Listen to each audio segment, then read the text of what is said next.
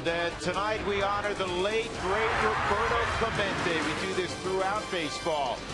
More than 36 years ago, Clemente died and finished his great career with 3,000 hits.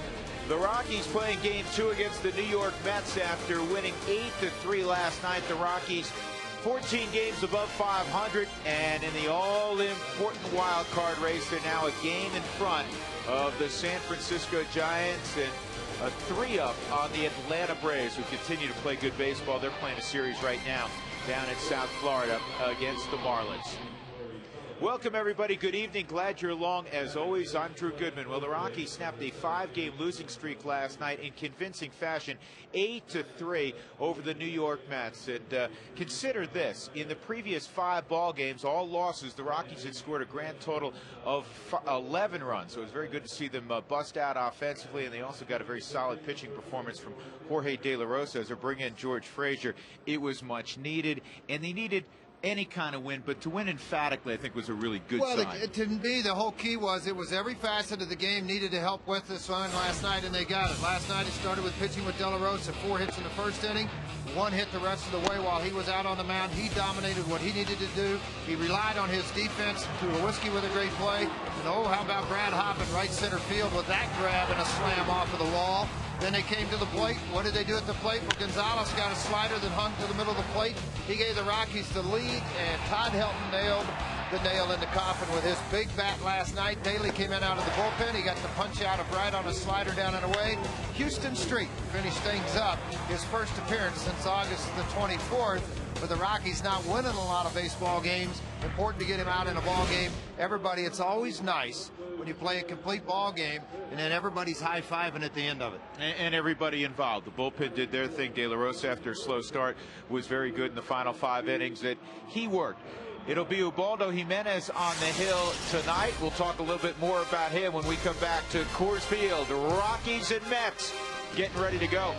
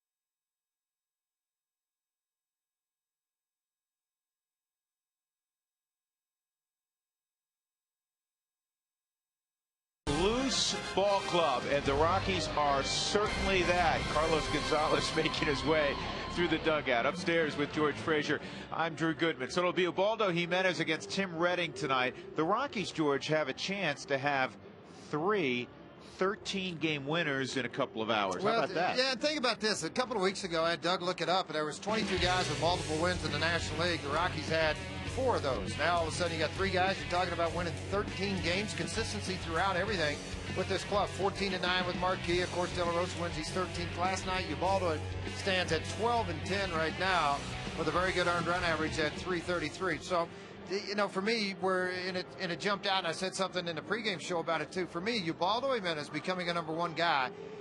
He's 18-8 in the second half. That's when you want guys winning a lot of baseball games. Very quickly, you mentioned the 3.33 ERA. Did you ever, and you've been here a long time, did you ever imagine a starting pitcher in this ballpark with an ERA in the low 3s? No, I mean, I'll be honest with you. The only guy I'd hoped for it, and through all the 12 years I've been here, Darryl Kyle, when they signed him, I said, man, big-time free agent, this guy could dominate here. Then the next guy coming out of that, of course, Mike Hampton, a lot of money, thinking he's going to come in here and dominate. And again, Denny Nagel, you thought these guys might come in and do it. There hasn't been a homegrown Rocky like Ubaldo that was signed out of Latin America to come in with this type of arm. And I've heard scouts say this 100 times. Arms like his come around about every 20 years. He's amazing, and he is on the hill tonight trying to shut down the New York Mets. It's Wednesday. It's mic'd up night. We have some good stuff from Carlos Gonzalez. Rockies and Mets, come on back to 20th and Blake with us.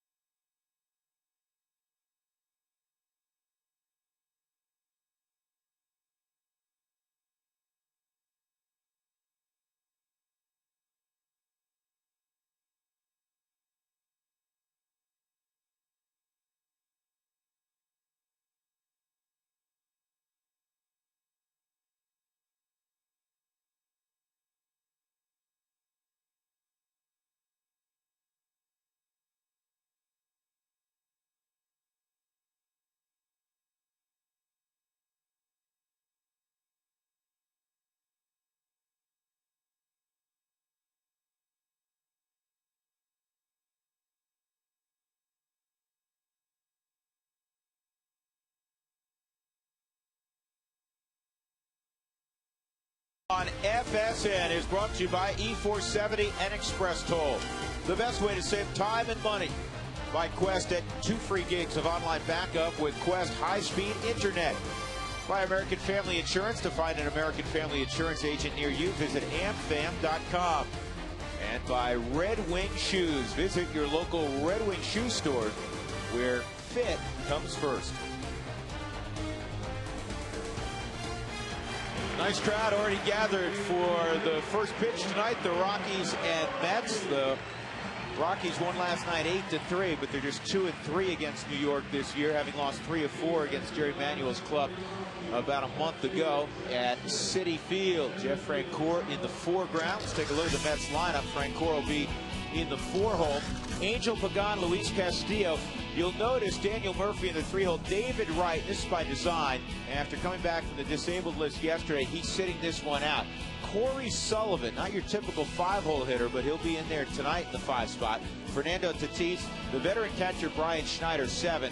Wilson Valdez, 8. And then Tim Redding pitching and batting ninth. Let's take a look at the Fidelity scouting report on the 25-year-old from the Dominican, Ubaldo Jimenez. Well, I just had to put it in this time. 93 to 100 miles an hour with the fastball. Got to put the 3 digits up on the board tonight. 82, 86, 12-6 hook that he'll work to both sides of the plate. Hard slider. And a good change that he'll go from circle to split with the changeup. Let's take a look at the gloves behind Ubaldo. Seth Smith, Carlos Gonzalez, Brad Hopp, same outfield as last night.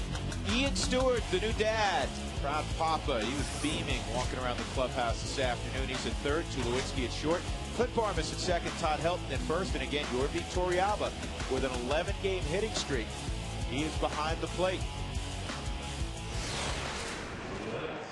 Let's take a look at the Bert Otto keys to this ball game with Ian Stewart back in action tonight. Defense will play a role in this ball game, and even though Ubaldo has a lot of strikeouts, he's 6th in the National League. It's still one of those things that you got to be careful with Ubaldo. The ball gets put in play, and then the bullpen. The bullpen will play a role in this game tonight.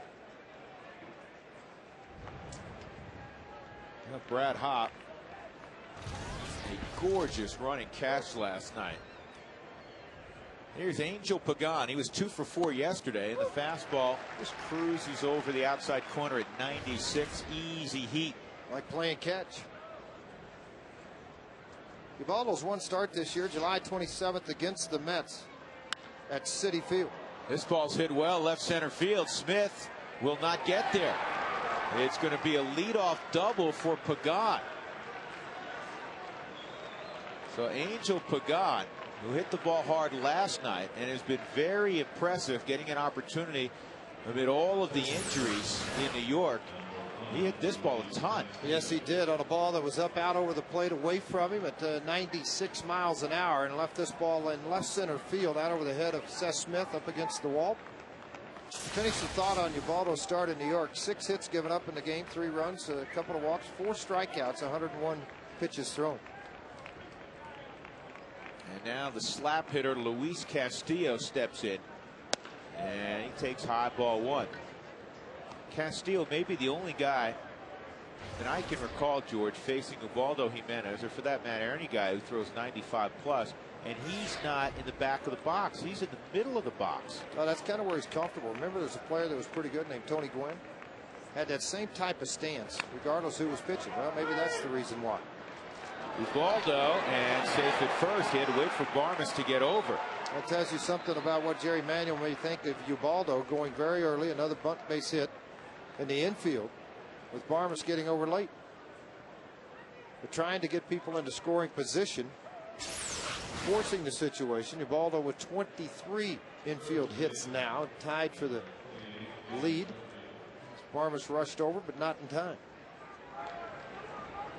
Tough spot for where it's bunted. You got a left-handed hitter thinking they're going to pull the baseball, and where you position the Rockies defensively now more pinched up the middle to try to get a lot of those balls. Guys take up the middle. Long run for Barmas. Daniel Murphy steps in. He's in the back of the batter's box. First and third, nobody out. Right out of the gate, that pitch misses, ball 1.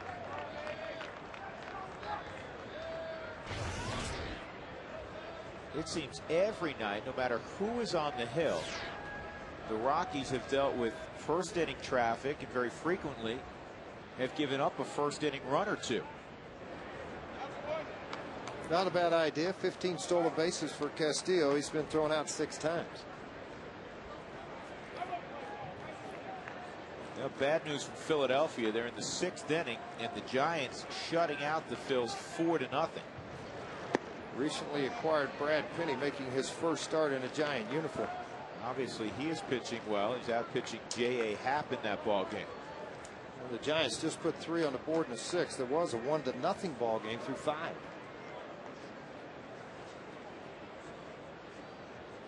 2-0. Castillo running threat at first, and this is pulled foul.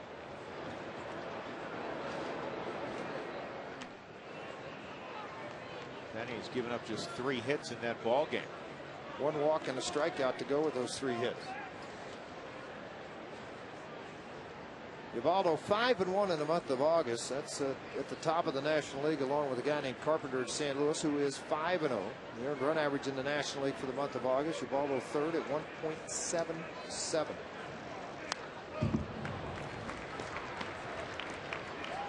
2 balls, 2 strikes on Murphy. Murphy plays some outfield, also first base.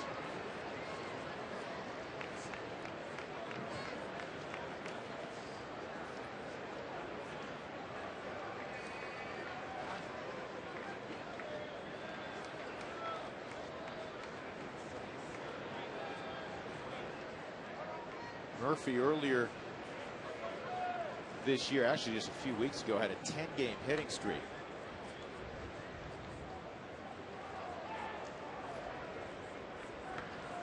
Appeared as a pinch hitter last night, was 0 for 1. Here's the 2-2. And the breaking ball is way up high, 3-2. So Ubaldo trying to find the release point.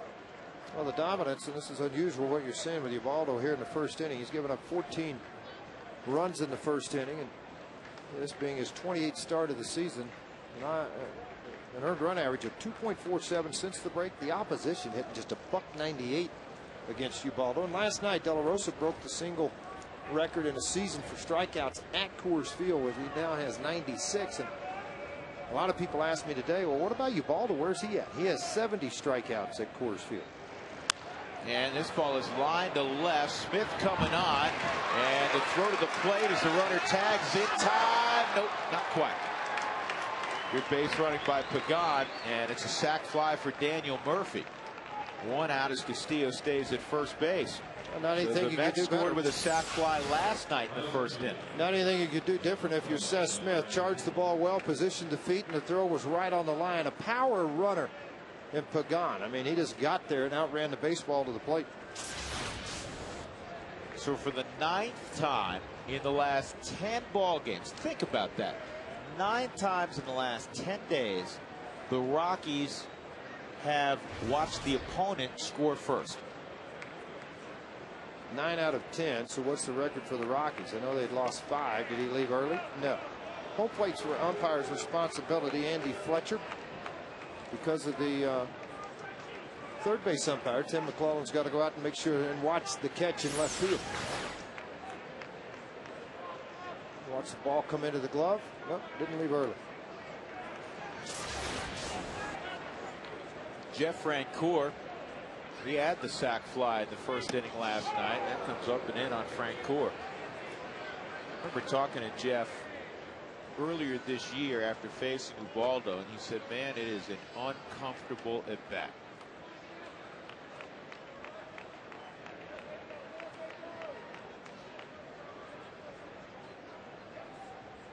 Castillo at first. And that's a strike. Luis doesn't run as much as he used to, but he owns 357 career stolen bases. That's 4th among active players. Juan Pierre with 452 is number 1, then Omar Vizquel and Johnny Damon.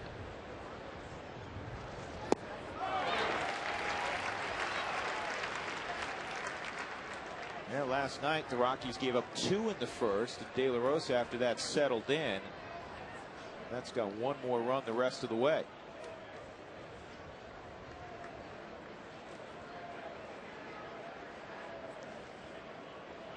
Here goes the runner, and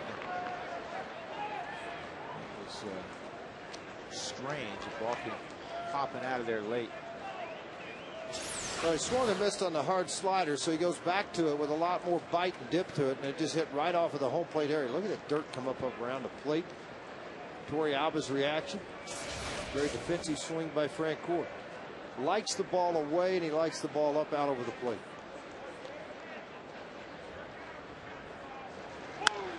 This is a double play ball. So the Mets get a run. Angel Pagan with a leadoff double comes around on a Daniel Murphy sac fly. New York 1, the Rockies coming back.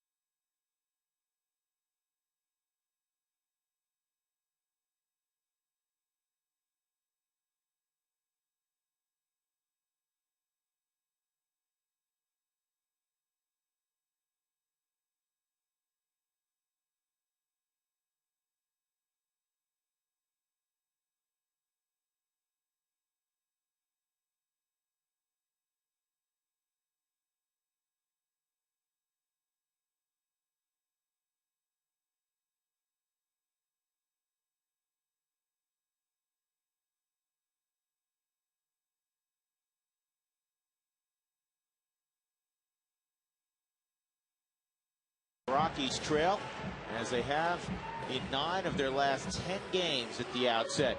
Jim Tracy, club's 55-31 since Tracy took over in late May. Carlos Gonzalez, he had the 2-run home run last night to lead off. Then Seth Smith, Todd Helton had a 3-run blast yesterday. Troy Tulowitzki, Brad Hopp, who is 7 for 14 against Tim Redding. Ian Stewart, Clint Varmas, your Victorialba, and Ubaldo Jimenez. Tim Redding, a kid from upstate New York, not a kid anymore. He's been around the big leagues for a while. Former Houston Astro with Washington last year. Well, when he came to the big leagues, it was Miller, Oswalt, and Redding. They thought they had a top 3 shelf guys that were going to win a lot of baseball games at the big league level. It worked out for Miller till injuries got him. Roy Oswalt, obviously, that record speaks for itself. But Tim Redding, 71-42 in the minor leagues. It's never transpired to the big league level where he's 36-55. That's down low, 3-0 on Gonzalez. We'll be hearing from Carlos as the evening evolves. He wore a microphone during batting practice for us tonight. And the 3-0 touches the strike zone, 3-1.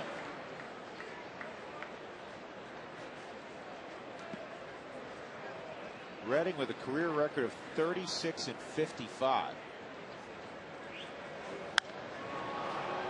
This is popped up and drifting toward the seats. I was kidding him before the ball game, George, and asked him if he got this on his hands. Slider that just spun and stayed up right into the strike zone, belt high for Carlos, and he got rid of it in a hurry. A line shot almost broke a seat out there in the second deck. Boy, is he fun to watch. 9 of his last 16 hits have gone for extra bases. 3-2.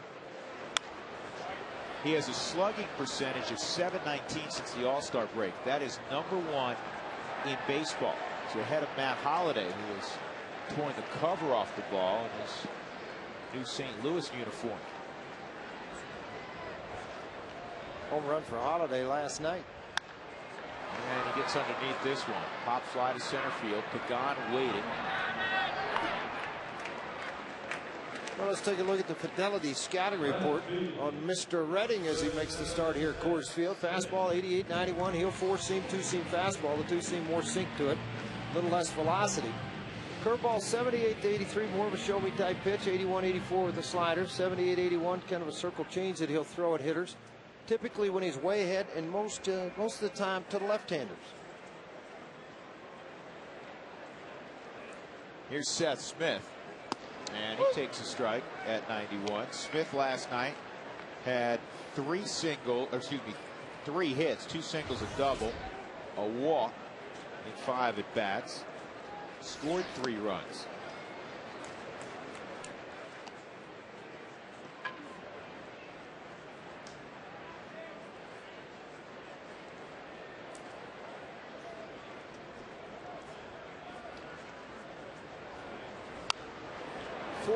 Home runs given up by Redding, and 83 in a 3rd innings pitch, make it 83 and 2/3. The left-handers hit 304 against him with 8 home runs. Right-handers 255 with 6 home runs.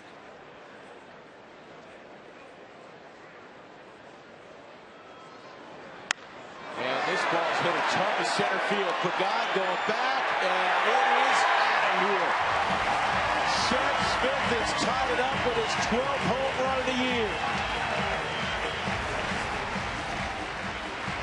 He is some kind of strong.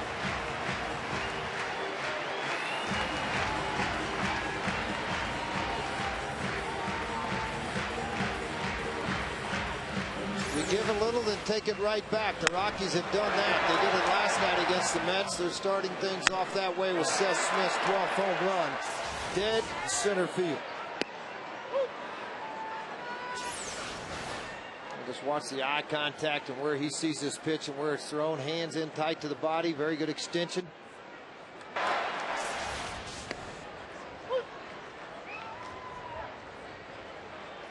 And now it's hit a long way.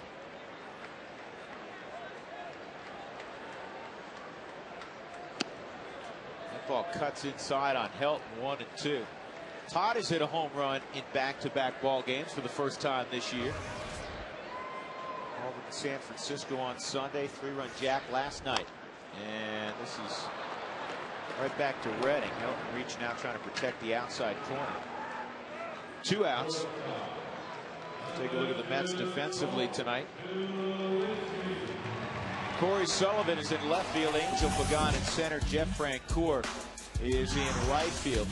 It's Tatis at third base for David Wright tonight. Wilson Valdez at shortstop. Luis Castillo and Daniel Murphy on the right side. And Brian Schneider has always been a very good defensive catcher.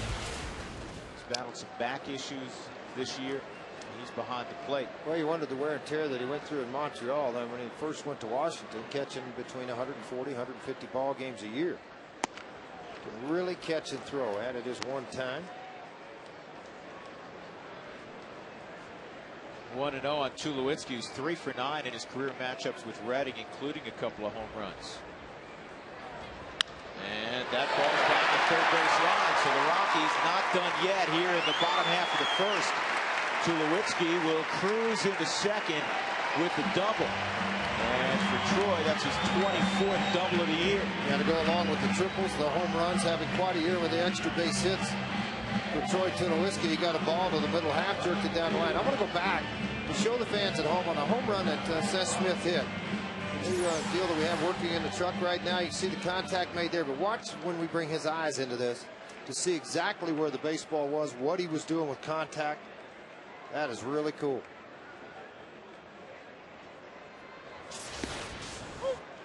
Strike on Brad Hopp. We showed you at the top of the inning when we put out the lineup that Brad Hopp is 7 for 14 with a couple of home runs against Tim Redding. Francoeur's over in right center field. He's about 60 yards off the line. 1-1 on Brad Hopp.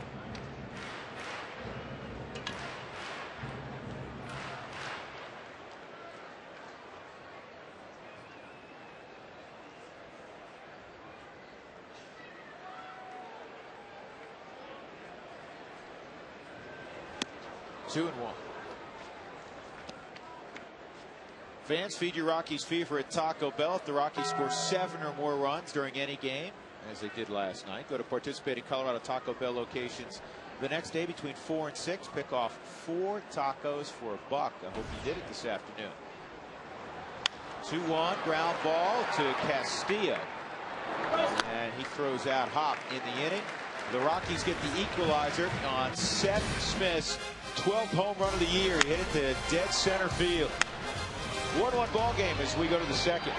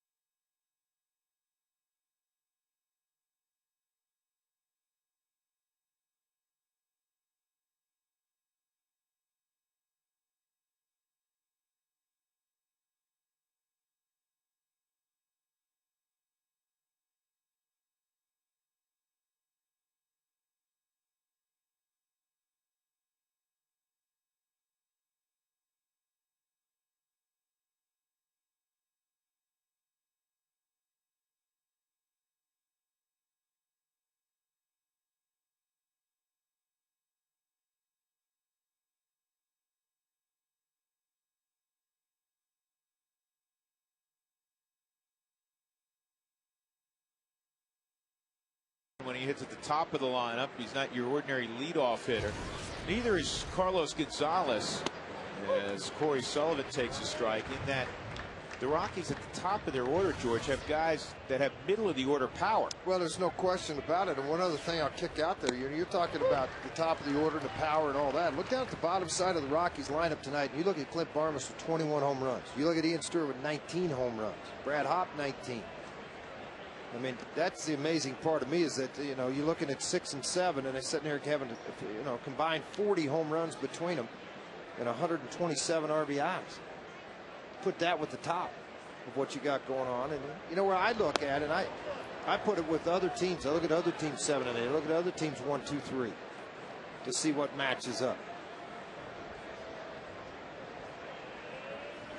Here's the 2-2 high curveball from Jimenez. He hasn't been able to get on top of the breaking ball tonight. It's 3-2 on Corey Sullivan. And I think Corey would be the first one to tell you, George, he never hit in the 5-hole in a Rockies uniform. He's not a 5-hole hitter. No, always used as a leadoff guy, or a guy that has been somebody that would also maybe hit down in the bottom of the order, 7, 8, where he could roll it over. A base hit to right for Corey Sullivan, though. Yeah, Baldo trying to get fastball command. He gives up a base hit to Corey Sullivan to lead off the second inning. Let's send it down to Alana Rizzo with tonight's Mike Shaw Auto Update. Alana. All right, Drew, thanks very much. There's been a lot of talk in Major League Baseball the last couple of days about these very helmets right here. If you watched the broadcast yesterday, you saw David Wright wearing one of these. It's his first game back since coming off the DL after being hit in the head by a pitch by Matt Cain. Now, I talked to some of the players today about the helmets. Each Major League Ball club received 6 of these helmets. It was the player's choice if they wanted to wear them. They're a lot bigger than their normal helmets. They're about 4 to 6 ounces heavier, 1/4 inch wider on both sides, guys.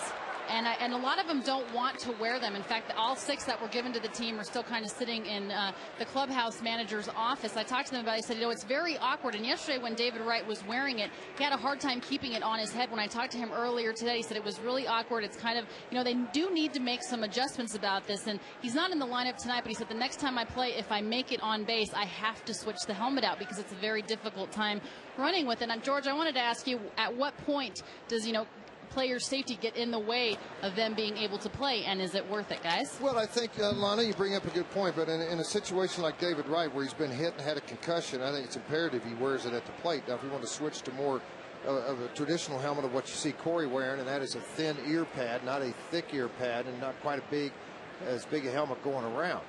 But I mean, again, I think it's like anything else, and I go back to the half shell days. A little slow roller over to Ian Stewart, check the run over first. That, you know, you go back to the half shell, go all the way back to when guys broke in, and I throw it back Pete Rose. He had a little kind of a cardboard thing he set inside of his helmet, of his baseball cap, and wore that. That was the only protection they had. Then they went to the no ear flap helmet and wore that for a number of years, like what Torrealba's wearing behind the plate to catch in. They had that helmet for a long time. And then the guys that I think, my memory serves me right, the last guy to be grandfathered in with the no ear flap helmet was Dave Winfield. Was the last guy to wear it, I think, since they retired. George, I think the last guy, and Doug will probably scramble and look this up, I think the last guy, I want to say it was Bob Montgomery who could wear the soft cap. Well, that was the soft cap, but I'm talking about the half shell with no ear flap hard helmet. That's what Winfield wore all the way through. Ron Say wore it. They were allowed to be grandfathered in. If they chose to wear it, they wouldn't be penalized for it.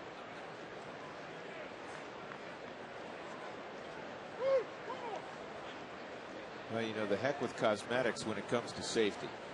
Well, exactly. I mean, it's a matter of just getting used to it. It's like the change of cleats. It's the change of a glove. It's a number of things that you wear. Sleeveless versus sleeves. I mean, what guys are comfortable in wearing.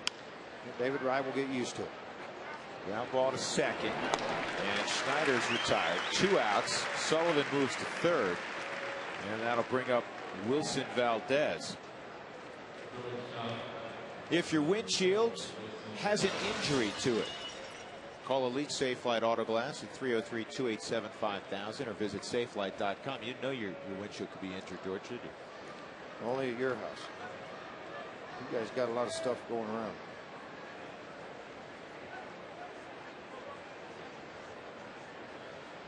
Jeff Houston, who's with us even when he's not with us. Jeff not at the ballpark tonight. He has a night off. Just texted me, said he thinks it was Tim Raines. there was a handful of guys that wore it. I think Winfield retired in '93 was his last year with the Twins. He had his 3,000 hit in the Twin uniform. Valdez shortened up as if to bunt. Got the bat back and was out of the strike zone, 1-1. Andy Fletcher, by the way, is our home plate umpire. And Greg Gibson's at first, Brian Knight at second, Tim McClellan at third.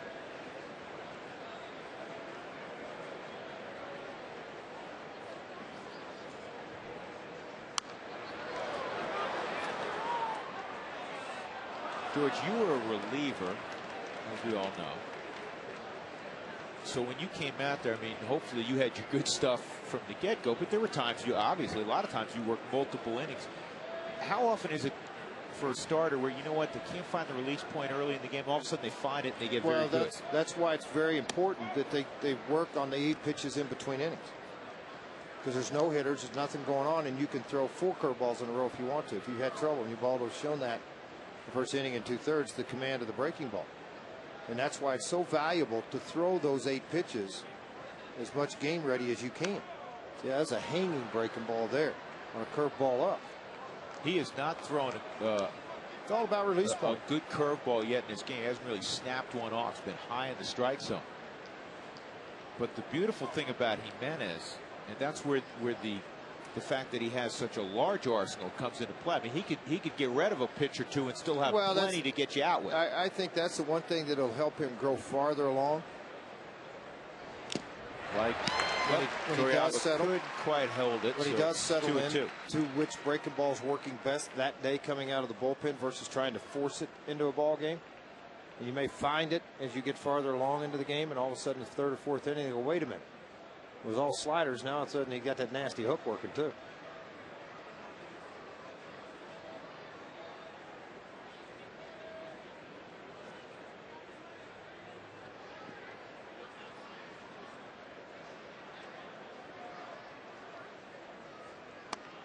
See you later. 98-mile-an-hour fastball in the inside corner. And that is all for the Mets. They leave Corey Sullivan at third base. We'll go to the bottom of the second, 1 apiece.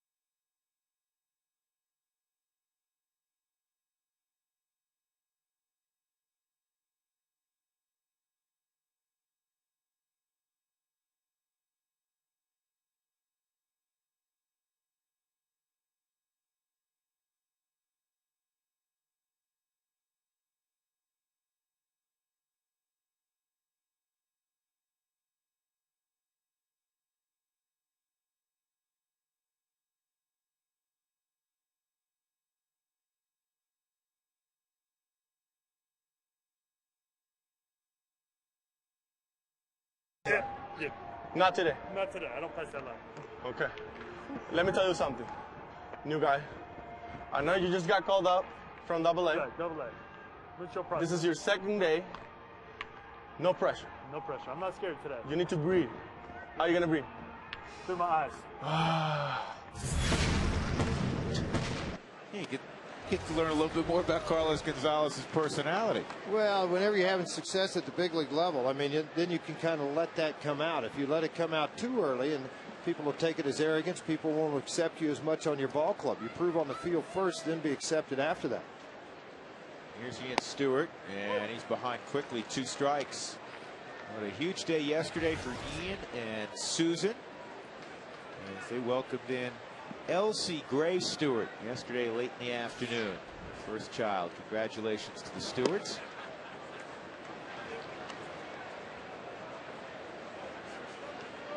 Joe didn't go and get thrown out of a ball game in Asheville last night to celebrate. No, you know, it's funny because I texted him last night when I found out. I said, hey, Grandpa, join the crowd. And I know he's very excited. Manager of the Asheville Tourist is his father-in-law. As a matter of fact, Ian and his wife lived there in Asheville in the off-season now. Yeah, beautiful town. Joe Michaluk is who we're referring to. He's a longtime skipper of the Asheville Tourist for the Rockies. Ian's father-in-law. Yeah, 10 years he's been there with the ball club. 3 times he's been manager of the year. He does a terrific job with that A-ball club. He always has. He's always molded players. He's always sent players along that are ready for the next level, typically high A California leagues. Swung on and missed. You know what he is? He's a baseball man. I mean, he's been around the game forever. First strikeout for Redding. Clint Barmas will come up next. Today's E470 Road Ahead brought to you by E470 and Express Toll. The best way to save time and money. The Mets and Rockies play tomorrow afternoon. We apologize, no television on that one. And then the Arizona Diamondbacks, who've been playing good baseball, they're in over the weekend. And then the Reds of Dusty Baker are here for 4.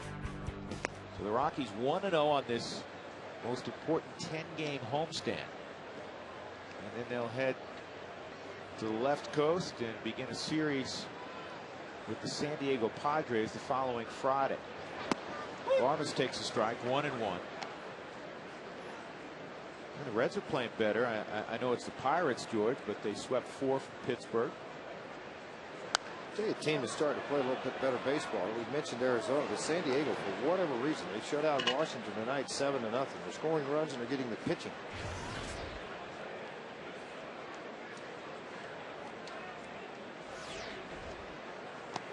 Two and 2 on Barmas. San Diego's got 21. I'll tell you that part in just a minute. Hey, if you're traveling and you can't see the Rockies on FSN Rocky Mountain, follow the game on your iPhone, iPod Touch with MLB.com at Bat 2009, featuring play-by-play, real-time box scores, and video highlights. Visit ColoradoRockies.com on your iPhone or iPod Touch to purchase. George, that was the old George Carlin partial sportscast. You said... Be back in a minute. Yeah, San Diego's got 21. Be back in a minute. Okay. They've won 21 of their last 36 ball games. Yeah, they are playing better baseball. Yeah. I never watched George Carlin. He was a funny man. This is popped up. Short right field. Castillo calling for it. And that was the play that he had to beat the Yankees, and he dropped it. Remember that? It was a little easier play than that one. It may have been. It was just a pop fly about 20 feet out behind second base, popped into the glove, popped out of the glove. So, all right, quickly, George, name the 2 players that are tied for the longest hitting streak in the National League right now. Yorvik Torrealba. Yeah, Yorvik Torrealba and... Well, I haven't paid attention to anybody else. Michael Bourne of Houston. Both have 11-game hitting streaks. Career best for Torrealba. And that pitches up a little bit. Justin Upton, who we'll see soon, has a 10-game hitting streak. That Arizona club scares you. They have a good lineup. On the ground is short. Wilson Valdez throws to Daniel Murphy. It's a 1-2-3 inning for Redding in the second. 1-1 as we go to the third.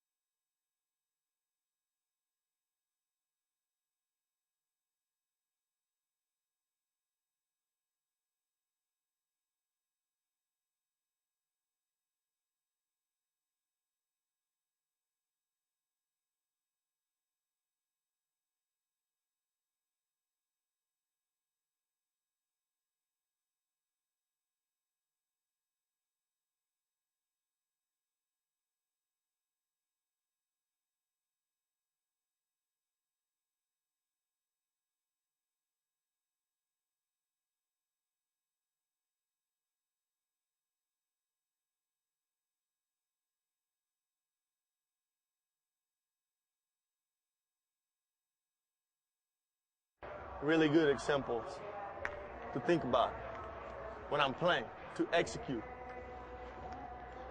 Dude, what is your favorite pitch? What is the money pitch? Money pitch, away, Where? up and away. Not today? Not up and away. I mean, right? Yeah, good spot. And what I was thinking about against the lefty last night. Well, whatever he's doing, keep on doing it because he is locked in. Carlos Gonzalez talking to Glenn Allen Hill before the ball game, and Tim Redding bounces one to third. Stewart on the move. Redding running hard. He's out by a couple of steps. One gone. And a perfect time to introduce a guest we always bring up every year around this time of year as he starts to get ready for the college hoop season. Our friend Joe Scott from the University of Denver. And before we say anything, we have to congratulate you because you got a little more long-term security. Well deserved. Well, we're extremely happy. Great administration. Couldn't ask for a better situation. I think they've recognized the progress we've made, and now going forward, stability, consistency in the program should help us going forward here in years 3 and on. Was that something I want to ask him real quickly, because being around Oral Roberts University in Tulsa, Oklahoma, with Scotty Sutton and Doug Wojak at the University of Tulsa, does universities fight I guess I want to say the worries when you have great years and the great coaches that all of a sudden here comes the big boy to get you? Well, I think that's always, I think that's at the heart of it on the back end. What's great in our situation is it's really nice to have an administration that sees progress, isn't fighting the fight on the back end. They're going to fight the fight on the front end, and I think that instills confidence in me, my staff, our players, and it makes us want to be here and build the University of Denver into something special to reward that confidence that they have in us. Well, a lot of times the grass isn't always greener on the other side of the fence either. Well, you get to that big area, it's a lot more fun here doing what you're doing and enjoying and kicking the big boys' rear end every now and then. No question about it. And when you've been around long enough and you've coached long enough and played, that's when you really learn what you're saying is so true. 3-1 on Angel Pagan. Joe Scott, the head men's basketball coach of the University of Denver, kind enough to join us. One of the wild things, and I saw your team play a few times last year, you guys were like this. I mean, obviously you love to start fast, but Vargas, nice play. 2 out. You guys got better and better. You defended the home court, and you had one of the youngest teams, if not the youngest team, I think, in Division 1A basketball last year. We did. I mean, as you go into year 2, you just want to keep making improvement, and with the youngest team, we kept getting better and better, and all that's really done is sort of raise the bar here as we start year 3, and our veteran experience and some leadership has to show up early on this year, and if it does, then we're going to keep moving forward and making progress, and I feel really good about that as we head into the new year because of the success that we were able to have down the stretch last season. You have your top 8 back, including an all-conference on-Sunbelt player in Roner. So good place to start when you have the top 8. You got your rotation back. Well, I mean, I think, and the other thing I've been stressing to them is, just because everybody's back doesn't mean you're going to be better. It's getting them to understand that. We got some good young guys coming in. There's going to be fighting for playing time, and competitiveness breeds more success, and that's what we have to make sure we're doing right off the bat is really competing in practice so that when we play Northern Iowa on November 13th, we're ready to go and play an NCAA team because that's what they were last year. Well, I think a lot of players realize in the practice side of things too, you may have your top 8 going into this, but all of a sudden you go, who's the guy who keeps hitting threes? Who's this guy who keeps intercepting passes on fast breaks? Who's the guy handling our big guys? And then all of a sudden he finds out he's got a pretty good spot on that ball club. Well, Joe, it's always good to see you. I'll tell you what, we'll come back in a moment because I want to ask you a couple more things. We got some television. Wait, you mean I get to stay? Yes, we're going to hit. We make Kick Crazy. We're going to stay around. I know you're a baseball fan. 1-1. We'll come back with.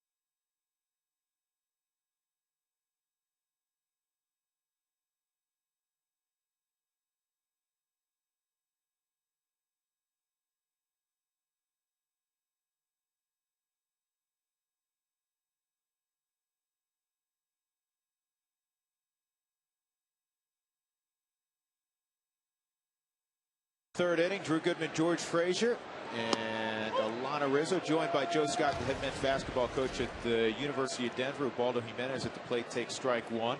Rockies got a run in the first inning on a Seth Smith home run. And as we always do every year, we're going to cover a fair number of basketball games for the University of Denver right here on FSN Rocky Mountain. Who are some of the schools coming in early in the season? Well, we have Northern Arizona, which was they won the Missouri Valley last year. Coming in, we have Wyoming, we have the University of Montana, we got Western Kentucky coming in, we got South Alabama. The Hilltoppers are coming in. So we have a very good home schedule, and we have more of those home games. Look at that. Stay fair. That's not right. So we have a good home schedule, 16 home games, good teams coming in, and like you said, such a great partnership to have. I think maybe 5, 6 will be on this year, and I got to be honest, if we can keep making progress, I'd love to see that become 8, 9, 10 games, because so would we. This is so important to building a good program. Absolutely. Absolutely. Tim Redding working to Jimenez, and then it'll be the top of the order. Joe, you went out and you recruit. I think people don't realize this. You recruit, obviously, the state of Colorado very hard.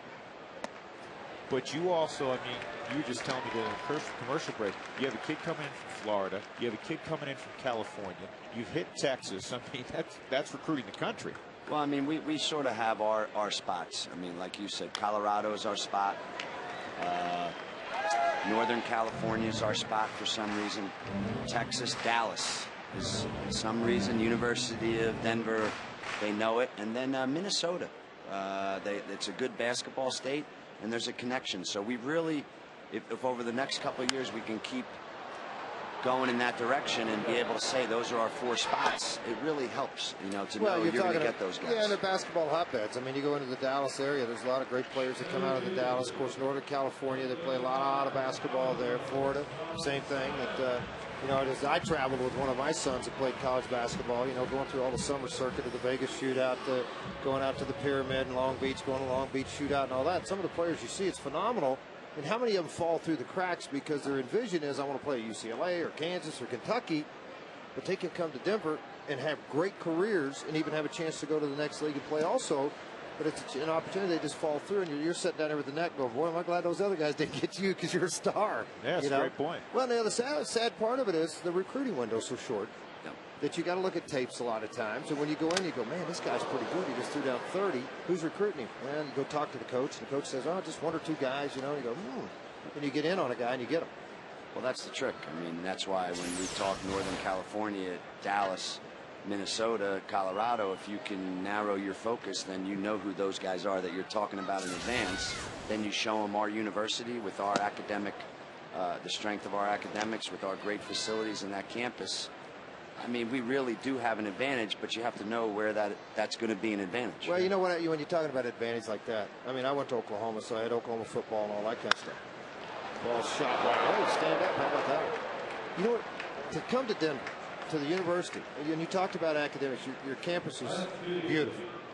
But to think about some kid, you know, you can buy a ticket to a Bronco game, or you can go see the Nuggets, or you can go see the Rockies, or you can go see the Avalanche. I mean, you know, they said it, and the guy's going, I'm coming to a sports town. Look at this place. You know, it's beautiful. I mean, it's and if you can combine it with that atmosphere on that college campus with this, it's definitely something to sell. And you know, hopefully we can keep doing what we're doing and keep making progress.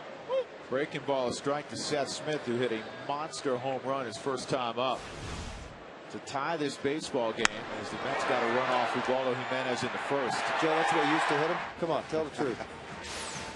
That guy's something. I love this guy. He's got a great. You know, I found something out today. I didn't know about him. In the California League, he was wearing contacts. It hit 300. It couldn't see. So he had laser surgery. Ever since then, it's just like he's taken off. He's always been able to hit. He is just a clutch player. He is unbelievable. 7th inning on, hit close to 400 this year. Joe Scott follows his Rockies as he's out on the recruiting trail. Joe, very quickly, because I know you got things to do tonight, but do you recruit to your system, or do you still recruit, hey, I'm going to recruit good basketball players who are good athletes, who obviously are good students, otherwise you can't get them in? We don't recruit to our system. We recruit guys that are players and athletes and up here, upstairs. You know, you have to be able to see the game for us, think the game. But for me, you know, I think one of our strengths is we go out and just look at a guy and say, that guy's a good basketball player. If you're a good basketball player, you can do what we do, because that means you're fundamentally sound. If you're a good basketball player, it means you understand the game. That's what the definition of a good basketball player is. So we really go try to get guys that can do those things, and then when we plug those guys into what we do, that's what makes our system better. I had a perfect guy for you. You can't get him anymore, right? I had a perfect guy. And he's hurt right now, but Dexter Fowler, he's down there in the dugout. Dexter was recruited as a basketball player by Harvard and Dartmouth. Did you know that? Wow. And he chose, he could have played baseball at Miami. Yeah, he does. He's long. He's like my kind of guards. He's long, he's fast. How about this, by the way? You know, he told me this a few weeks ago. Since spring training this year, Joe, when he measured 6'4", he's grown an inch. He's 6'5" now. Isn't that nice when they're at this level, they're getting paid and they're still growing? And that's to your point.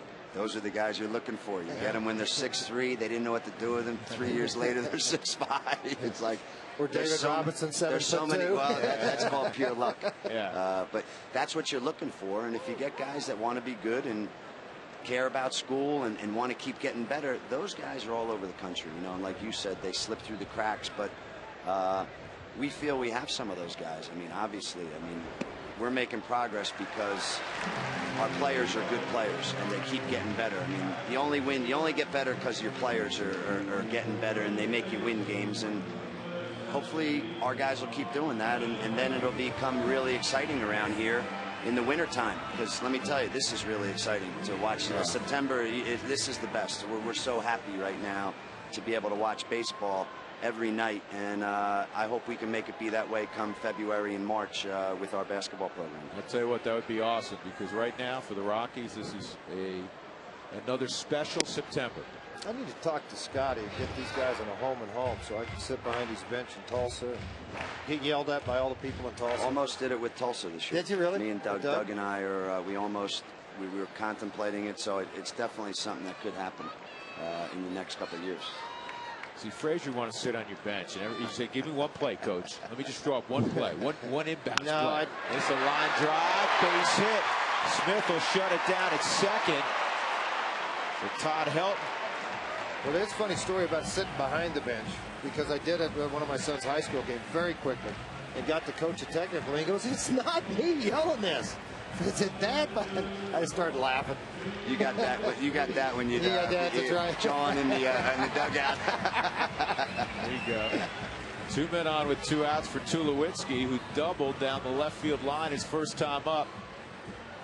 A run on 3 hits for the Rockies, a run on 3 hits for the Mets.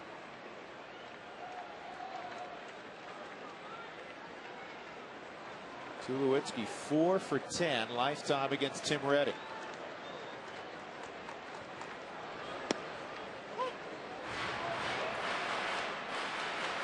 By the way, remember the Angel Pagan foul up yesterday running the bases? I asked Tulowitzki, I said, "You deke him a little bit?" He goes, "Well, I tried." Well, it worked. He looked a little confused, and after talking to a few people around with the Mets, it's not the first time it's happened. Inside, 1 ball, 1 strike. A little bit more about what happens, I think, in college basketball, too, for a coach to give you a lot of credit here. You get a great player out of a system, he's the guy. You know, he's the guy that's getting the 30 shots a game. He's the guy that's running offenses around. When you get to college basketball, everybody's kind of put where they are, but you also have 3 or 4 scorers, and I think that's one of the hardest things to do, is not break the guy. That's a bad word for it, but to say, you know what, this is what we do here. And sometimes they adapt to it quickly. Some guys take a while. And what it comes down to is what you said. Everybody in college is good, so you have to learn how to put yourself into the team concept. You know, every year when you get down to the end, it's the best teams that are winning. It's not the guy with the best guy that, you know, best player that's getting 24 a game. It's the team that's. There's a base hit center field. Seth Smith around third. He's coming home. He'll score easily. And the Rockies have a 2-1 lead. Troy Tulowitzki with RBI number 74. All of this with 2 outs. Not being able to put an inning away, Tim Reddy comes back to give up base hits. A mistake. Slider that was up about belt high to Tulowitzki. Couldn't wait for this ball to get to the plate and around the belt. Spinning, not much break to it. He lines it right back up the middle. The speed of Seth Smith. The throw well offline by Pagan, intercepted by Murphy to prevent more damage. Joe, I got a quick question for you, because so often, as you know, in football, when coaches at the college level go out and recruit, they want to see if the kid plays basketball. For instance, Tulowitzki was a great high school basketball player in Northern California. I know. Exactly. You saw him play little high school hoops? Yeah. Well, how often will you go and see maybe a kid play football, maybe a kid play baseball, just to see how he moves his feet, how competitive he is, etc.? Well, whether or not I go see him, that's something my staff and I look for. I like guys that play multiple sports, especially football and baseball and team. Right. It's football and this game. We're going to fight to the wild card finish, and it's going to be a 1-game season or 2-game season, and it's all the little things, and it's playing as a team that makes you get there. And those other sports, besides developing those skills, it's also developing the head to think that way. Yeah. So there's no doubt that all those things go together. And you said Troy last night deked Pagan on that. Well, that's what basketball's all about, deking guys, faking guys out. It exists in all these games, and you learn how to do it in different ways, playing multiple sports, and we definitely look for that. Tulowitzki was one of those tweeners, and you know what, you may have found a fit for him, because he averaged close to 25 a game and like 10 or 12 rebounds in Northern California. Yeah, I know the way he plays this game and how tough he is, that I could find a fit for him. Yeah, athlete like that, absolutely. Well, he does have, what, a year's eligibility left, I guess. Does he have to sit out a year after 8 years? I'd say the Rockies. The Rockies should put a team together of all these other sports with their guys that, but. Yeah. To play at this level, you got to be good at everything. Absolutely, This isn't a fluke when you show up here. No way. 1 ball and 2 strikes on Hop. And Brad goes down swinging. Joe, it's always a pleasure to see you. We wish you all the best as the season goes on. It's great to hear you're going to be here for a long time. And the University of Denver's in good hands. You can catch them right here on FSN Rocky Mountain. Thank you, guys. You bet, Coach.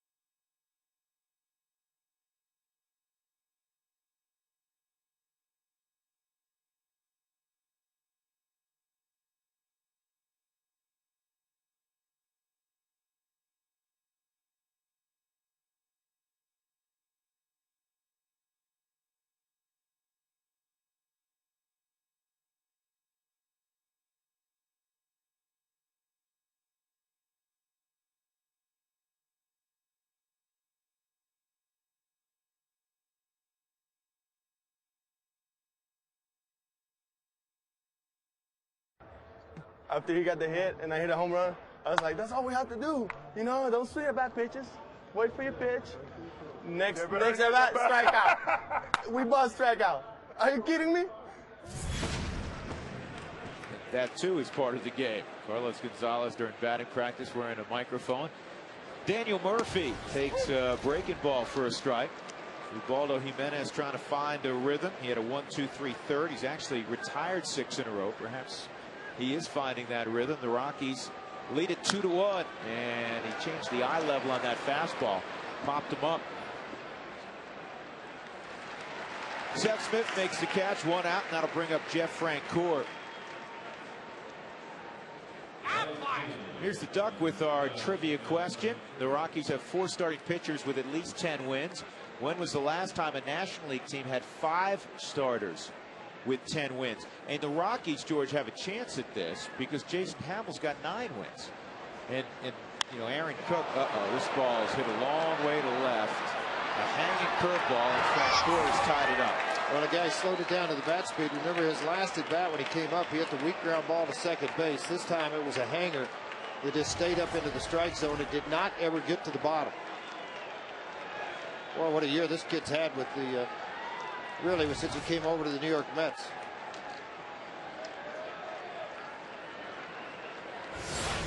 Go back to the 27th at Citi Field. Look at this in July. Another hanging breaking ball that stayed up in the zone, out over the heads of the outfield, up into the wall. He picks up a home run, and then he got one here against Jimenez on a breaking ball.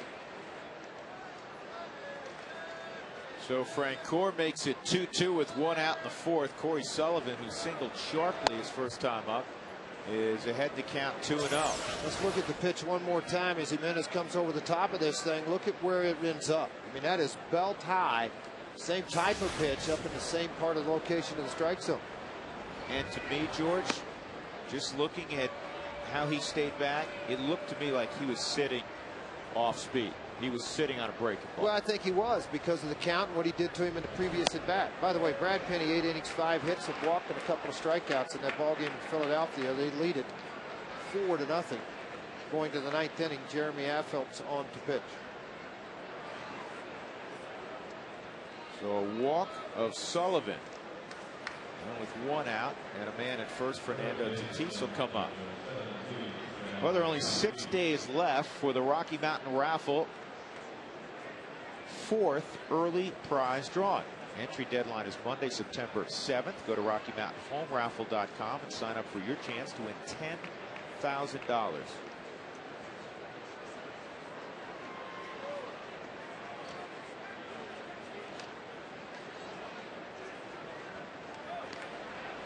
Corey stole his 6th base of the season. Well, this is one of the troubling spots with the Rockies, George. I can't remember the last time they threw a runner out. They've thrown out only 21% of would-be base stealers this year, tied with Arizona for the worst mark in the National League. And teams are starting to take advantage. In the air to center field. All right, that is 22%. Torey Alba, 0.094%, just 3. He has caught 32 now, making it 3 out of 33 attempts for Torey Alba. And again, it's not, as you Not all well on the know, George, catcher. it's not all on the catcher. It's part of stepping off, making him aware of the situations.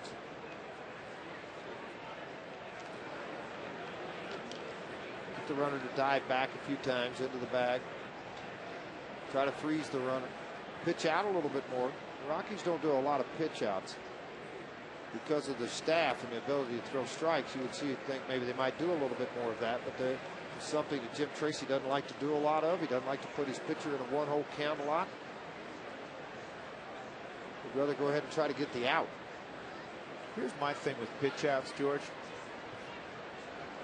I'll tell you after, well, I'll tell you right now. If you document a season's worth of pitch outs, how many times did you pitch out when the other team ran and you threw a guy out? Well, absolutely. I think you look at that, probably it's about 10% of the time. So therefore, you're now putting, to your point, you're putting your pitcher in a disadvantage. Right. And again, the game is not a running game as it once was. So you have certain speed guys. You have a lot of guys that steal between 8 and 15 bases on a team, but you don't have the blazers. You don't have you run into the Juan Pierres, don't get me wrong. But you can anticipate Juan Pierre. You know what I mean? You can pitch out on a Juan Pierre. That's the instant maybe you do that. Well, it's not like a club you grew up watching, the Cardinals, when everybody in their lineup, it seemed like, could steal 30 bases. And some of those guys could steal 100 bases. Well, I mean, you talk about Lou Brock, Kurt Flood, guys that could fly that I watched growing up. But of course, in the era that I played in, you dealt with a ton of guys, like Willie Wilson that could fly, Tim Raines that could fly, Ricky Henderson. There's a lot of speed people in the game there. 2-0 on Schneider, and he pops it up. This is playable. Barmes and Hop, and it's now in foul ground. And Barmes makes the play. A lot of wind up there. In the inning, Jeff Francoeur hits his 12th of the year to tie up the game at 2.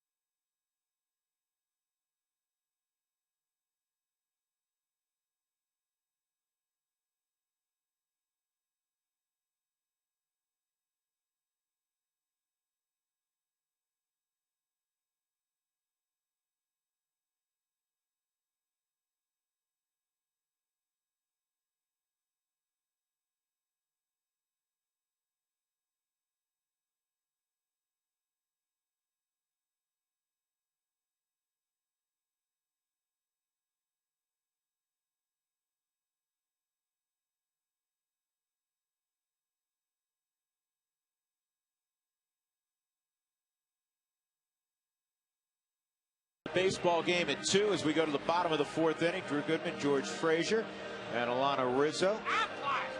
Affleck trivia question. The Rockies have 4 starting pitchers with 10+ wins this season. When was the last time a National League team had 5 starters in double figures? Well, you have to go back to the 2005 season. A couple of teams did it. St. Louis, Carpenter, Mulder, Suppan, Morris, that's Jack Morris, and one Jason Marquis. Houston had Oswalt, Pettit, Clemens, Brandon Backey, and Wandy Rodriguez. And that pitch in there for a strike on Ian Stewart. He struck out swinging in the 2nd inning. I said earlier that Hamill had 9 wins. Jason actually has 8 wins, so he's a couple shy of putting the Rockies in that classification. I don't think the Rockies even have had 4 starters. No, this is the first time, because the only other double-digit win. The only other time it happened, George, was in 2000. Gabe White, I think, was an 11-game winner that year. But as you recall, Gabe came out of the bullpen. 11-1. It was 11-2. 11-2. That's if my memory's accurate. 1-2 on Stewart. And this ball bouncer to second. Castillo to Daniel Murphy. Let's check in again with Alana with tonight's great Colorado payback sideline report. Alana, what do you know? All right, Drew, thanks very much. You know, all across the major leagues today, the legacy of Roberto Clemente was honored. In fact, it's the 8th annual Roberto Clemente Day. And before the ball game, our own Aaron Cook was honored as the Colorado Rockies recipient of the Roberto Clemente Award.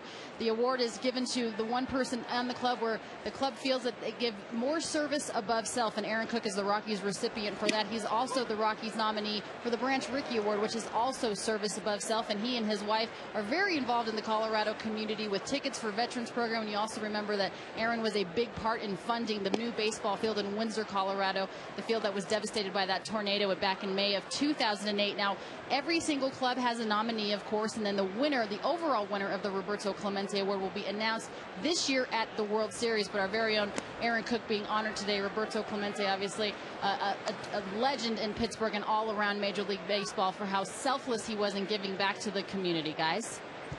And it was not just the trip to Nicaragua that ended up taking his life. He was a legendary philanthropist. This ball on the line to left, and a nice running catch by Corey Sullivan, whose calling card has always been defense.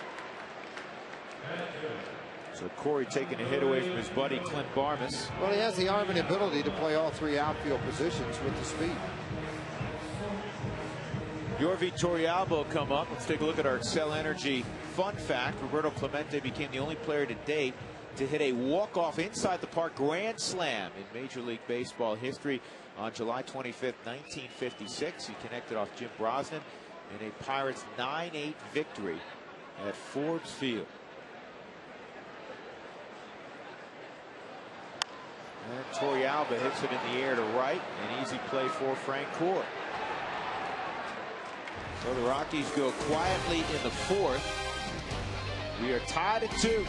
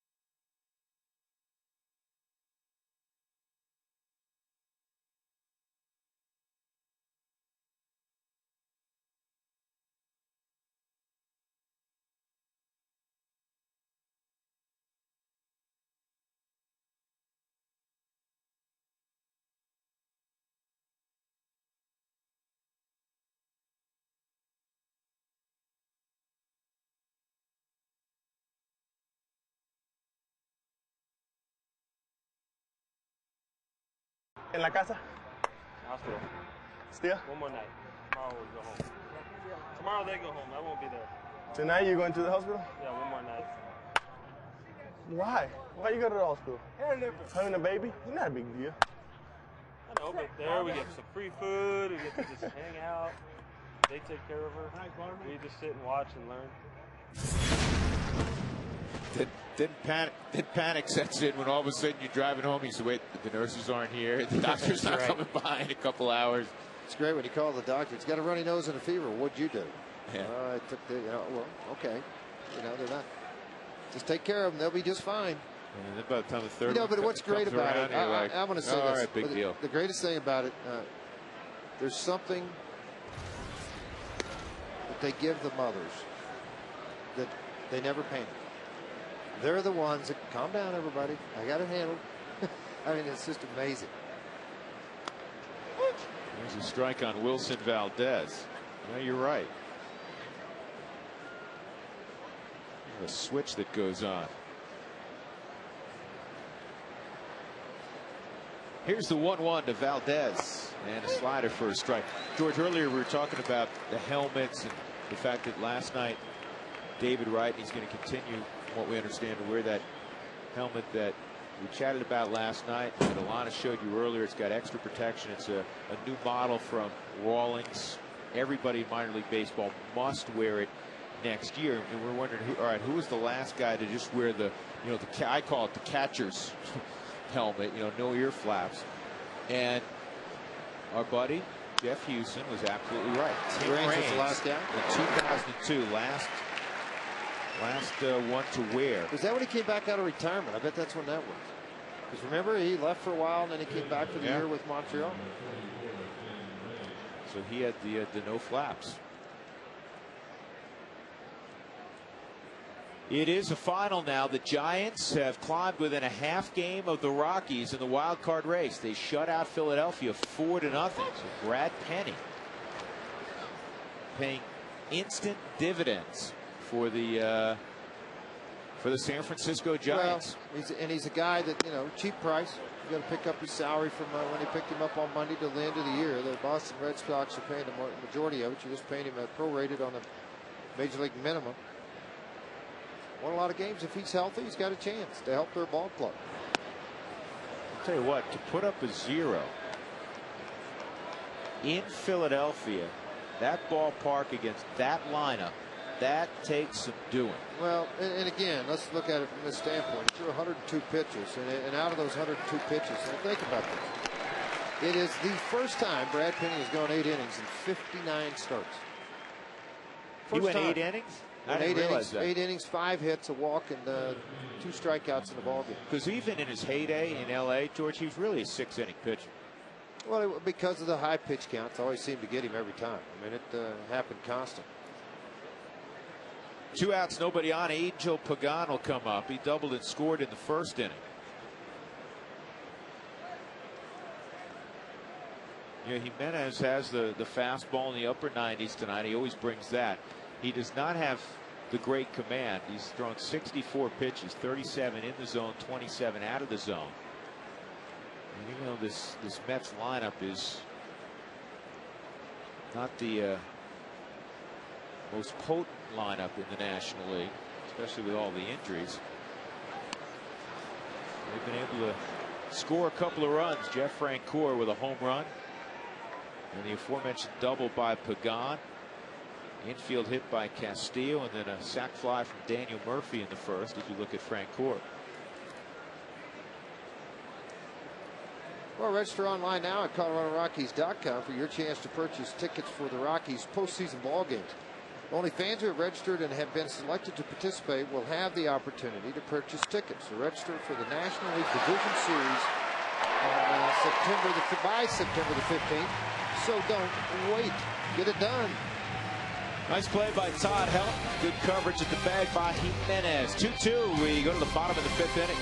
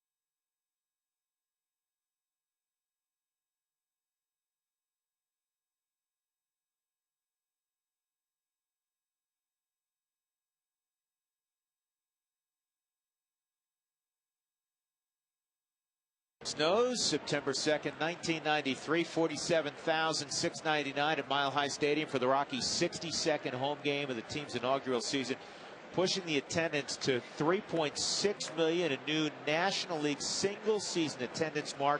And, of course, the Rockies would go on to draw almost 4.5 million people, a record that not only still stands today, in the near future it will not be broken. Aren't stadiums big enough? Jimenez fouls this pitch off, and he's behind 0-2. It'll be Ubaldo, then the top of the order, Carlos Gonzalez and Seth Smith. Tim Redding beat Florida in his last outing, and coming into tonight, he had allowed only 3 earned runs in his last 11 2/3. And that's strike 3 on Jimenez, 1 out. Time for tonight's Quest high-speed pitch. Redding's hit 93, and Ubaldo's hit 99. Brought to you by Quest high-speed internet. 2-2 ball game. Gonzalez, fly ball to center, and a rocket one-hopper at the first baseman, Murphy. Well, they hadn't missed anything off of Tim Redding, but Redding working here in the 5th inning, just 4 hits given up, a couple of runs in the game. 2 of those 4 came in the 1st inning. Guarantee you, he'll concentrate down in the strike zone with Gonzalez. The 2 balls he's hit out of hit extremely hard have been up in the strike zone.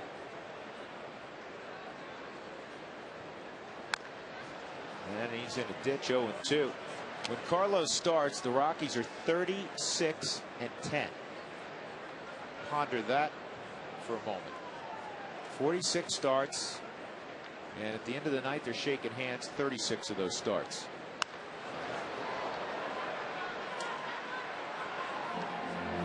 Redding's a guy, George, and you know what? Hey, listen, he's a big league pitcher. He's had success, but in this ballpark against this lineup, the Rockies ought to get after Tim Redding. 1-1, 868 earned run average in this ballpark.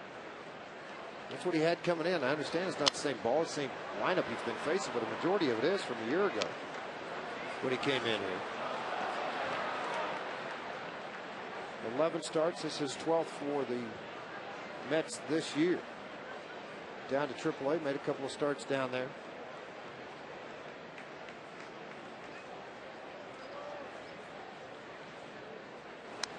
Good swing. He's got a 5.5 ERA out on the road this year.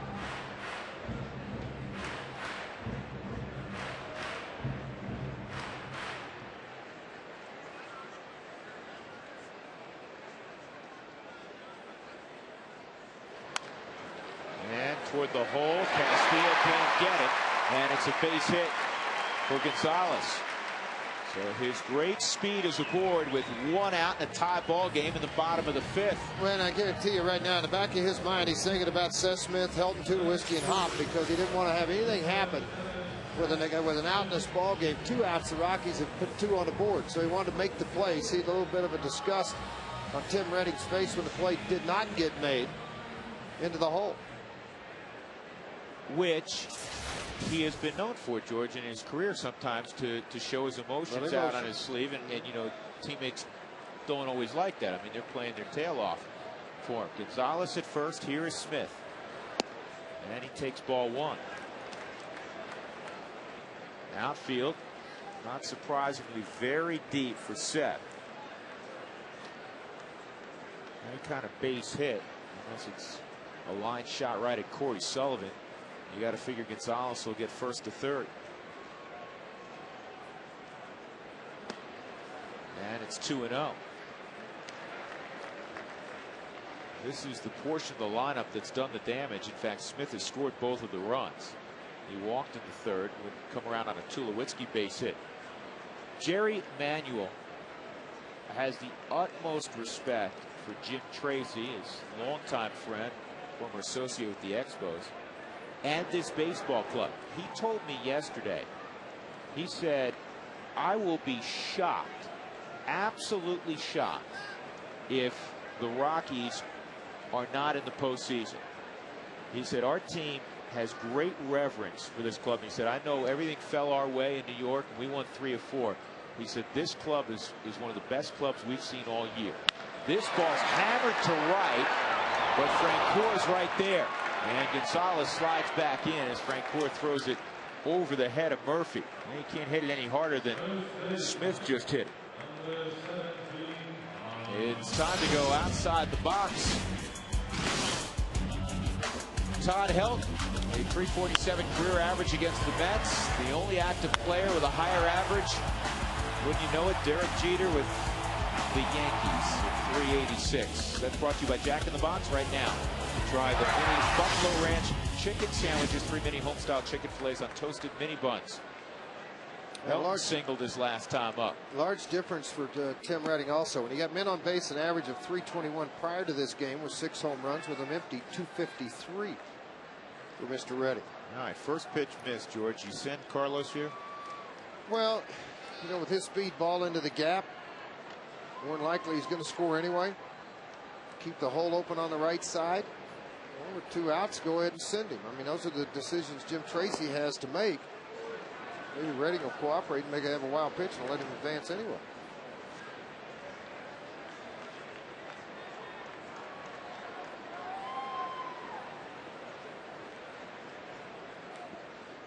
Runners on base, 321. What you generally see, we showed this stat last night for Mike Pelfrey. What you generally see is the top shelf starters. This ball is driven to the gap in left center field. And a good stab of the baseball by Pagan. They're going to send Gonzalez. Here's the throw to the plate. Out at the plate.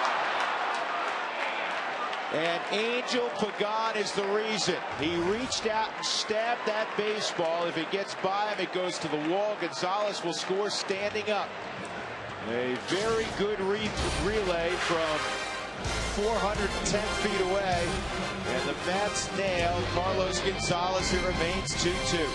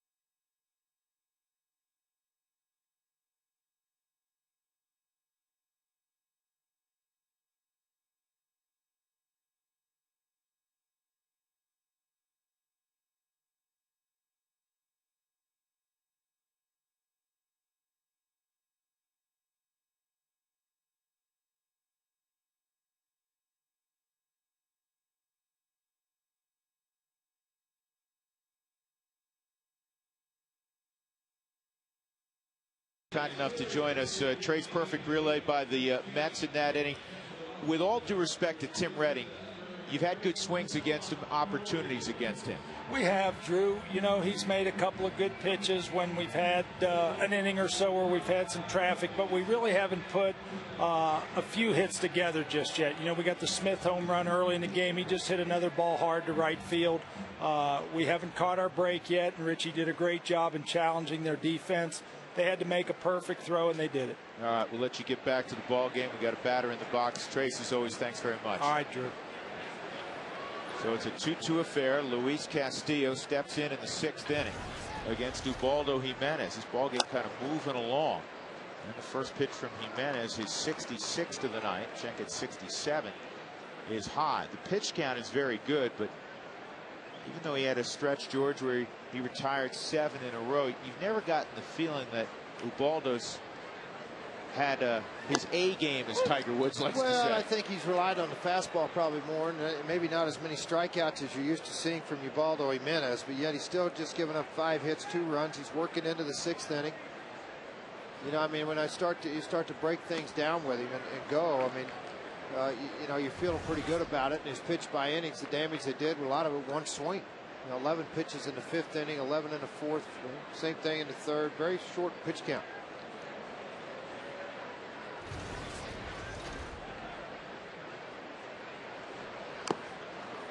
And the Bunt attempt goes foul. 2-2.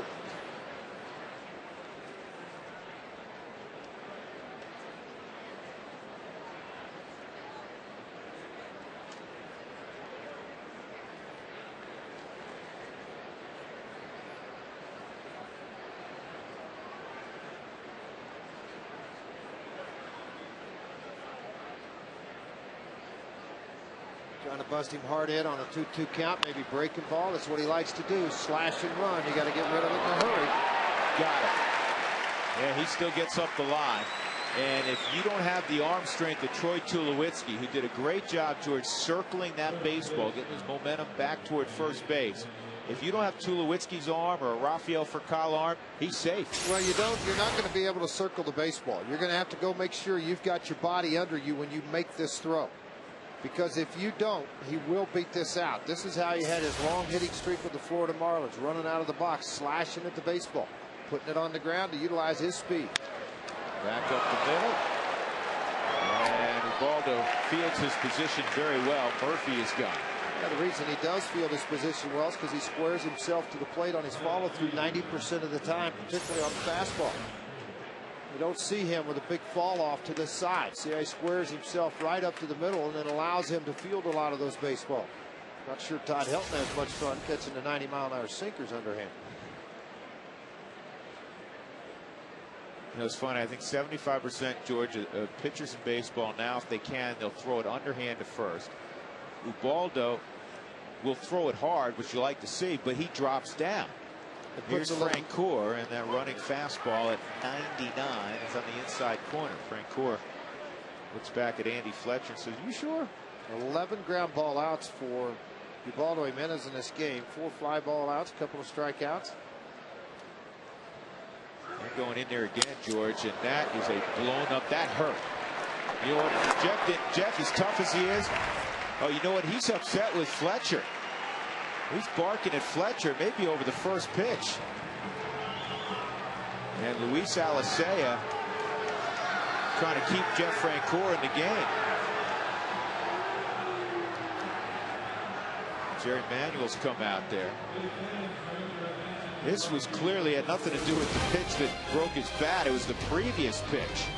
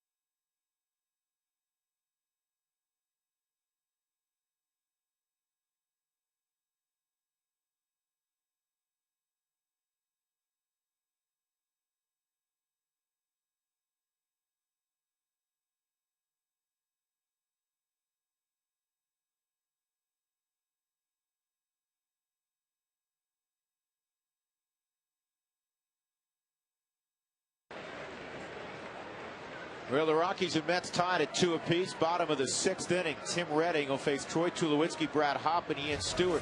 Tulowitzki 2 for 2 and an RBI. And he takes a fastball up high.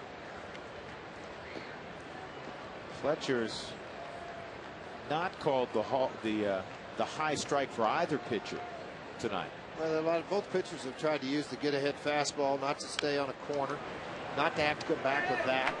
Slow hook, the pitch, an out pitch that they want to use, but he hadn't been able to get that called. And of course, Francoeur was very upset with the first pitch called strike on the fastball on him, and he got a bat blown up by Andy Fletcher. I mean, that bat was detonated. And Jimenez, 6 innings again, at least. You know he's going to work deeper than that. This ball's a lob wedge to right. It's foul. That's 24 games in a row that Ubaldo Jimenez has worked at least 6 innings. It's the second longest stretch in Major League Baseball for a starting pitcher to Adam Wainwright of the Cardinals, who has a string of 26 in a row. Your windshield is chipped or cracked, please call Colorado's #1 team, Elite Safelite Auto Glass, 303-287-5000, online at Safelite. One of the highest pitch counts for Tim Redding in this so far in this season, because he's worked out of the bullpen. He's at 92 pitches now. Elmer DeSantis throwing the ball in the bullpen for the Mets. And a bouncing ball to short. Well, it's the 6th inning, and it's time for the Coors Light Freeze Cam. Take a look at Seth Smith when he hit this home run on a fastball that was in the inner half of the plate. How sweet is this? Look at this thing freeze right on the bat. Look at the eyes of Seth Smith. And oh, check the eyes of Schneider, the catcher of the New York Mets. He didn't see anything. They're closed. How about that? That ball left the yard. The 12th for Seth Smith on the season. That was the Frostbrewed Coors Light Freeze Can. Down low on Brad Hopp. Brad, a ground ball to second and a strikeout. Hopp looking for his first knock in the series, 0 for 6 and a walk. Rockies won 8-3 last night. Tomorrow afternoon, the pitching matchup. Jason Marquis will go after his 15th win against left-hander Pat Mish, who's 0-1 with a 3.41 ERA. 3-0. Here's Marquis.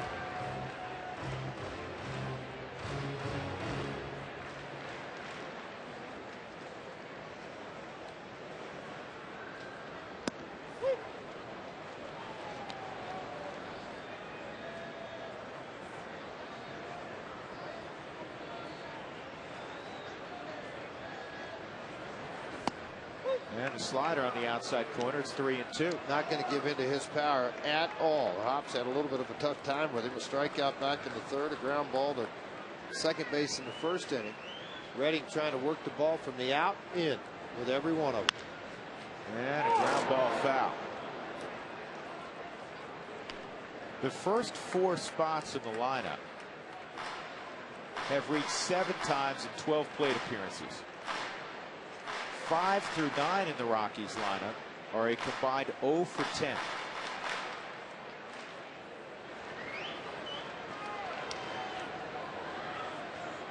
Tulowitzki, a couple of hits. Smith, who you saw a moment ago, a home run and a walk and a line out. Well, the Colorado Rockies Community Children's Book Drive will take place on Sunday, September the 6th, at every gate at the ballpark before the ball game.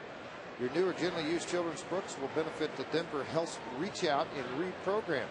Cash donations, they're also appreciated. Second strikeout of the game of Brad Hopp and Mr. Redding. Redding has struck out 4. That'll bring up Ian Stewart.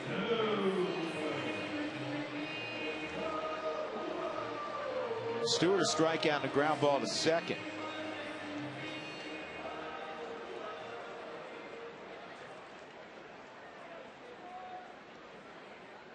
Again, the Giants won earlier in shutout fashion in Philadelphia at Citizens Bank, 4-0. So they're a half game behind the Rockies in the wild card.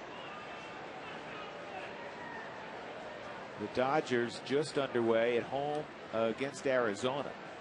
They lead the Rockies by 5.5 games in the West.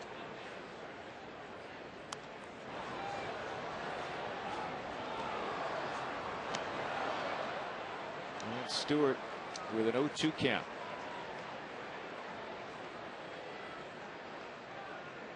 You go back the last couple of years, George, the Rockies are 32-22 in the month of September. The only team in the National League better in the month of September the last 2+ years, the Philadelphia Phillies. Well, a lot of times people are going to say, and they have in the past, except for the exception of 07, the people, you know, it obviously went to the playoffs. But a lot of people say, well, you know what, they always start slowly, finish strong. They need to finish strong again here in 2009. Yeah, they struggled against Tim Reddick, just 2 runs in 6 innings.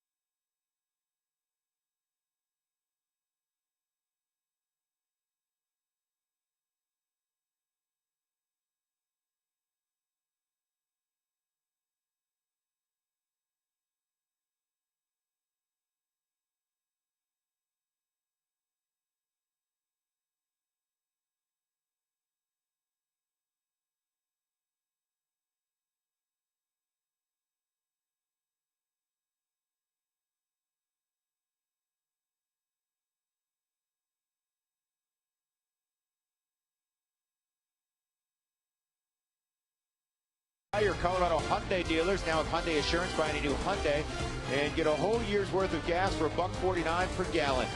By Geico, 15 minutes could save you 15% or more on car insurance. Visit us at geico.com or call 1-800-947-AUTO. And by Dex, take the sport out of finding local information with Dex and printing online at dexknows.com. Off Larimer Street, there's a strike from Ubaldo Jimenez to Corey Sullivan, his former teammate. Sullivan a single and a walk against Jimenez. And that fastball off the plate. Top of the 7th inning. 2-2 ball game.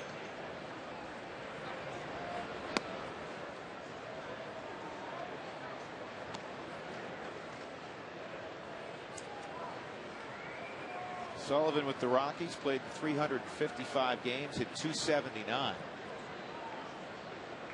He played terrific defense. He had that great throw at Dodger Stadium to cut down Jeff Kent during that fabulous September of 2007. One of the many memorable plays of that run. And once again, Ubaldo has run the count full on Sullivan.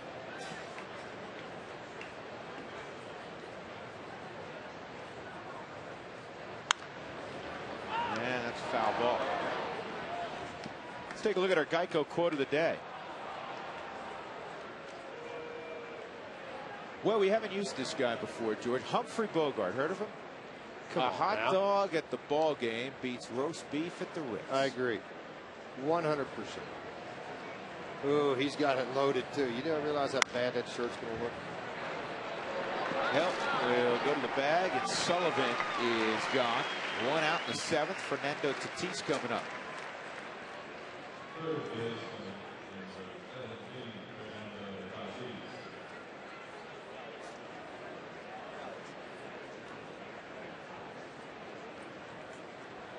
Tatis, a ground ball to third and a fly ball to center field. He's got a 7-game hitting streak going.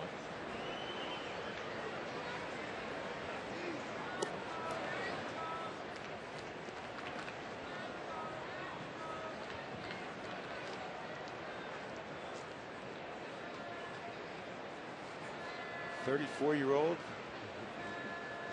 Fernando Tatis. who is completely out of baseball, at least in the big league variety, in 04 and 05. Last year, 2 years ago in 07, George, he spent the entire year in AAA. Last year, he spent a good portion of the year in AAA. Now, because of injuries, Tatis has been with the Mets, and he has been very productive. Well, he's found a home, obviously. Jerry Manuel likes what he does, his versatility, third, first, left, coming off the bench hitting. Tatis's dad, Fernando Sr., played in the Astros organization in the 70s. He was signed back in 1995, and he was the Rangers minor league player of the year that season. Here's the 1-2, and very close on a 99-mile-an-hour fastball. That's that running fastball that ate up the bat of Jeff Francoeur last inning. Just went in with the heater, take it away to the outside part of the plate. He did it. Oh, foul tip got Torrealba. 100 miles an hour with that fastball on the in-house gun here at Coors Field. One day what's going to happen, George, with that in-house gun and the scoreboard up there, Ubaldo's going to be out there and he's going to throw one of those heaters and smoke's going to start coming out of the scoreboard.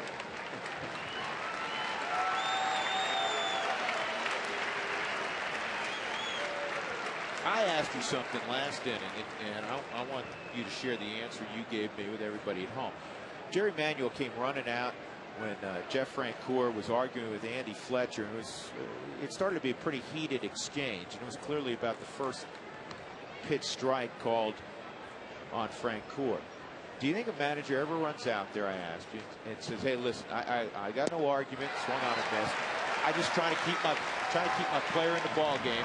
And hey, you do a good job, and let me just hang out here for about 30 seconds, make you look good. Yep, no question. You got to try to defend your player as much as you can. That's part of the job. Just got to visit a minute. Hey, let's take a look at our pitch refresher, brought to you by Coors Light.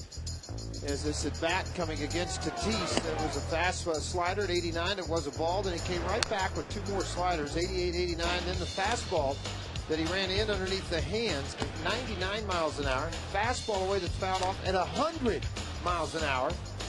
And a slider at 90 on a 2-2 pitch. See you later. And that was the pitch refresher brought to you by Coors Light. One strike count on Brian Schneider.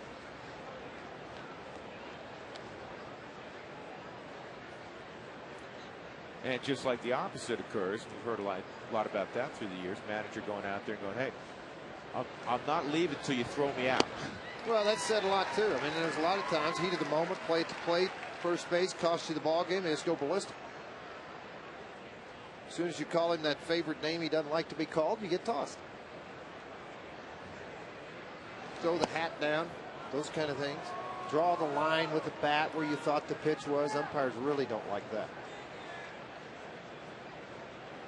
And the longer you argue, the bigger the fine gets after you're tossed. A delay a game fine, as Bob Watson calls it. Here's the 2-2.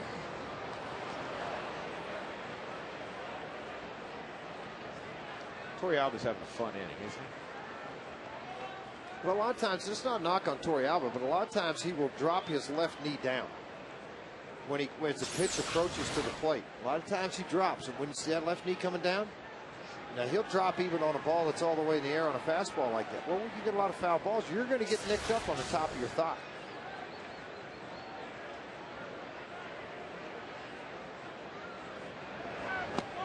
He got him, took something off, maybe the splitter. A strong inning for Jimenez, who has now retired 11 in a row. Get him some runs. 2-2 stretch time at Coors Field.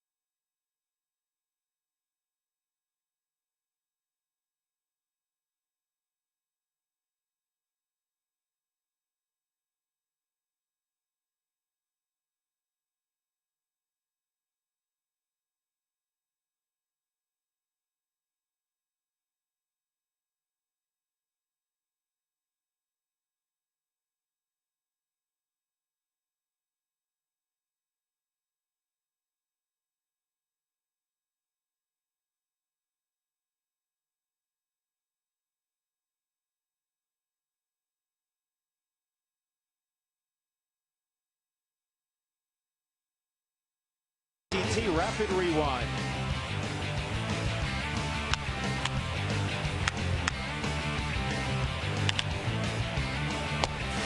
AT&T, the nation's fastest 3G network. AT&T, your world delivered. Rockies the bottom third of their lineup, and they have not had a base runner from the 5-hole through the 9-hole. Clint Barmas a pop out and a fly ball to left field. Barmas hit the last ball well down the left field line. Corey Sullivan made a nice running catch. Barmas is behind 0-2. 21 home runs for Clint. He's driven in 68, second on the club in home runs to Tulowitzki, his double play partner. Tulo's got 24. All right, George, the pitching matchup tomorrow in Philadelphia. Tim Lincecum and Pedro Martinez. Two guys that are 5'7". A lot of people passed on, or I should say 5'11". Be kind. A lot of people passed on. Tommy Lasorda didn't want anything to do with Pedro Martinez when they traded him out. He got rid of him as a Dodger. He only won 3 more Cy Youngs after leaving Los Angeles, his first of 3. And of course, Tim Lincecum has 1-1. Should be a great pitching matchup tomorrow. And then Torrealba will come up, and I'm guessing Ubaldo will come out on deck here. 1 out in a 2-2 ball game. He's cruising along. Redding, George, has thrown 108 pitches. Now I have to check. I'm guessing that's he hasn't gone that high. many. Oh, it's by a season high by quite a bit, actually, with Tim Redding. He hasn't gone anywhere near that. He went 102, we're being told by Doug. That was his previous high. He had an ERA close to 9 in this ballpark before the ball game started. That's gone down. Torrealba, a ground ball to short and fly ball to right.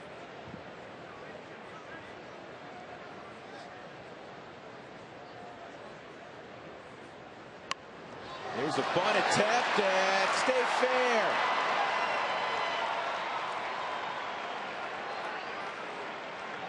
He was just a little too fine with it. I thought it was going to stay in that grass, George.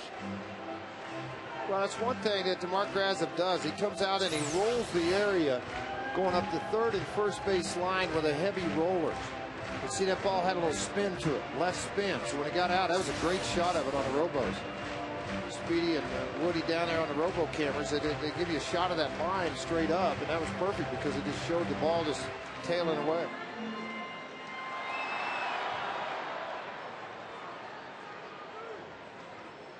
There's the Robo camera, one of them at work. Great idea by Torrealba, and he almost executed it perfectly. Strike 3.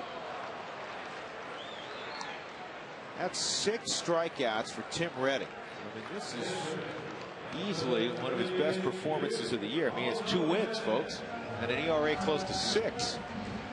There are only 6 days left for the Rocky Mountain Raffle 4th early prize drawing. Entry deadline is Monday, the 7th of the month. Go to RockyMountainHomeRaffle.com. Sign up for your chance to win $10,000. It benefits the boys and girls clubs of Metro Denver. Jimenez with 2 outs and nobody on to hit for himself. A foul out and a punch out. Well, that guy's no front. Pedro Feliciano. There's a base hit. You got to hurry. Francoeur. Nope. Ubaldo runs as much as any pitcher the Rockies have. And all that road work, George, paid off. Absolutely it did. But he also recognized very quickly that, hey, I better get after it because of Francoeur. This ball's hit hard. He's running right out of the box. And credit home plate first base umpire Greg Gibson. He got right into perfect position so he could see the ball meet the glove and Ubaldo coming up the line. I think Gibson's yelling at Francoeur, saying, hey, nice throw. Well, you have Carlos Gonzalez, and that will be all for Redding. The Rockies have 3 straight lefties coming up. Here comes Feliciano.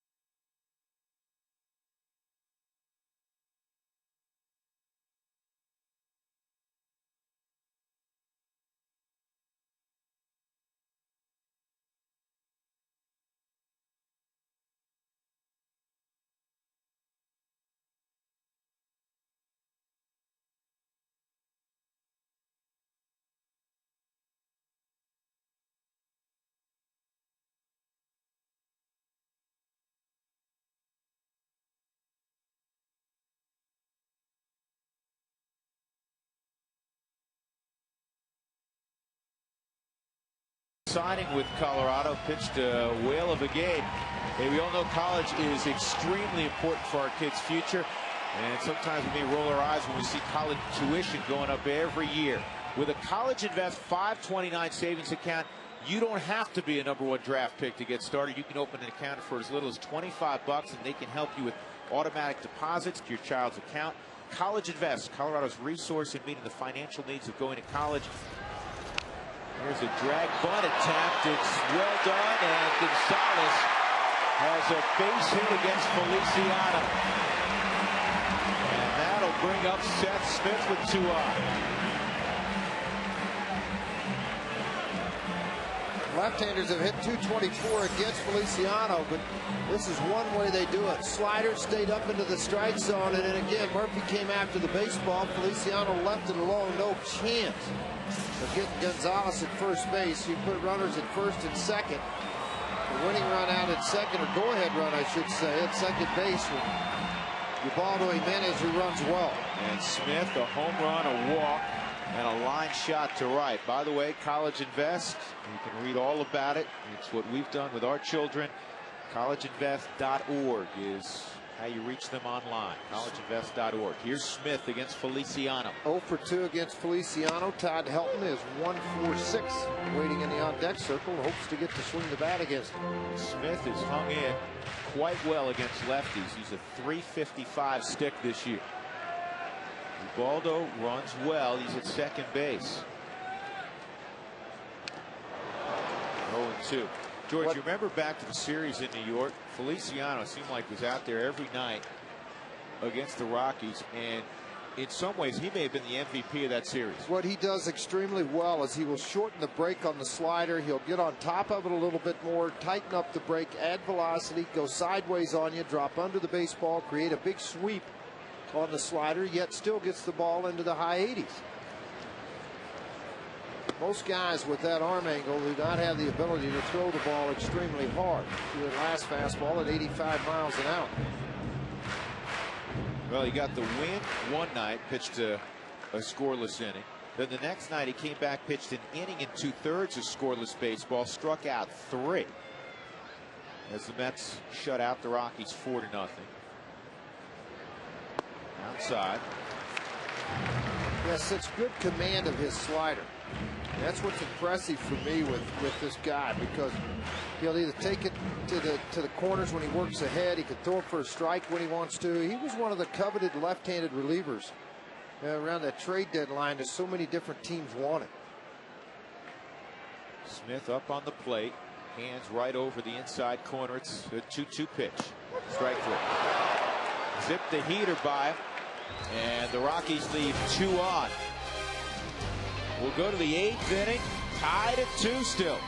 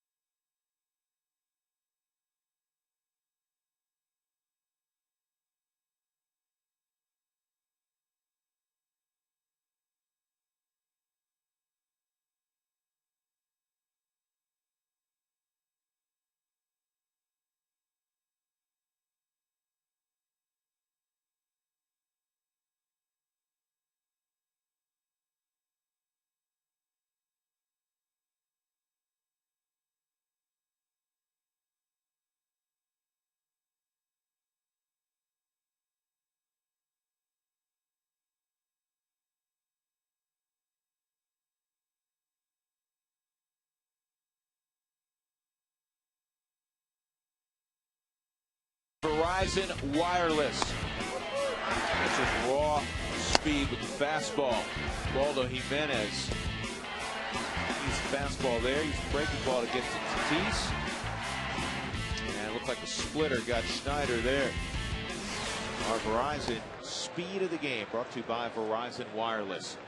Ubaldo Jimenez in the 8th inning. We'll see Jeremy Reed to lead things off. He will pinch hit for Wilson Valdez, which means Anderson Hernandez is going to figure in there somewhere to play shortstop.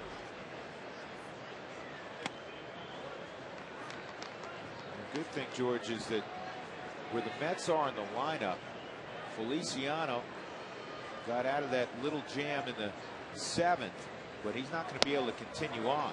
No, now you're going to go down, and you're probably going to see, and I don't know if they bring Takahashi in to face the one left-hander, Todd Helton, and you got right, left with Brad Hopp, or if they would go to one of their setup guys down there, meaning Stokes, Green. Broadway threw a couple of innings last night. This is a base hit for Reed. That is a string of 11 in a row set down by Ubaldo Jimenez. Yeah, they won't use. I would think they'd use Evans here. They're not going to use Evans. Stokes, the right-hander, warming up down in their bullpen. Where somebody can handle the bat a little bit. This will be Anderson Hernandez now. He's coming into the game anyhow.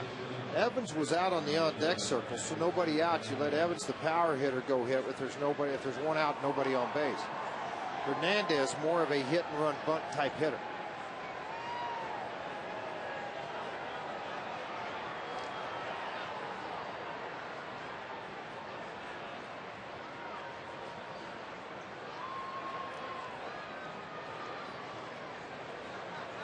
Now Baldo just jabbed off the back of the rubber.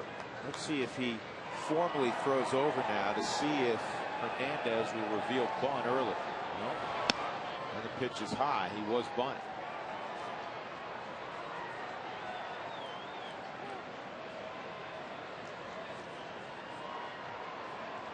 .97 pitches in for Jimenez. Franklin Morales on the left side.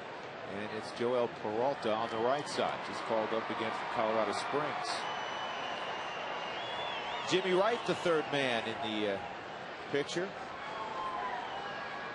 Rockies bullpen coach.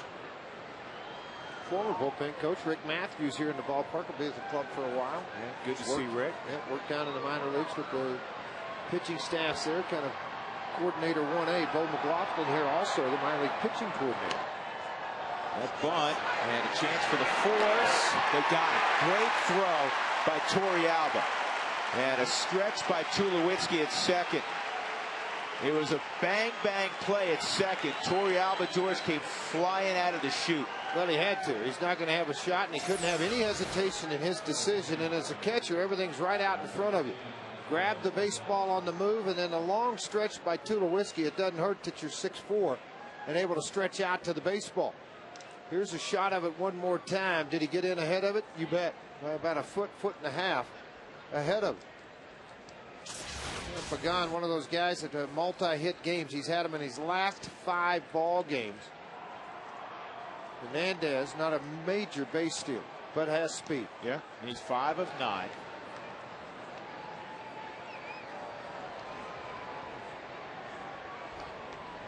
Jerry Manuel's been aggressive. The Mets have been aggressive. They had to this year. They have the fewest home runs in baseball. 77. That's high.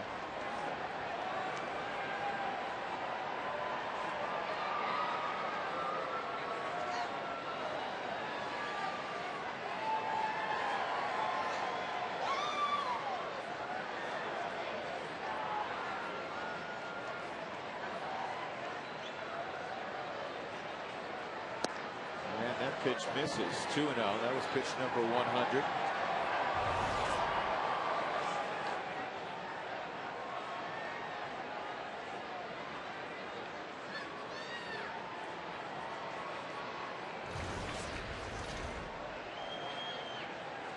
The other game of interest to the Rockies in the wild card race, George, Atlanta and Florida are in the 9th inning, tied at 7. nice when a guy can be sitting on a 2-0 fastball and you still throw it by him. And have no shot? Yeah.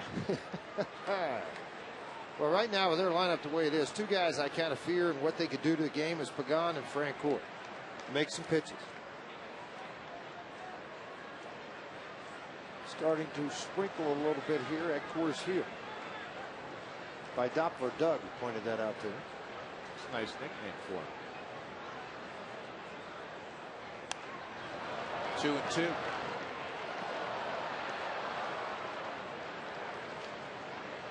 Next inning, the Rockies will be in the middle of their lineup. Helton will lead it off.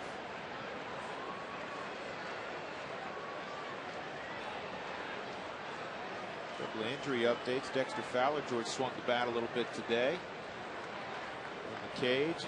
He continues to progress. Aaron Cook threw a little bit more today.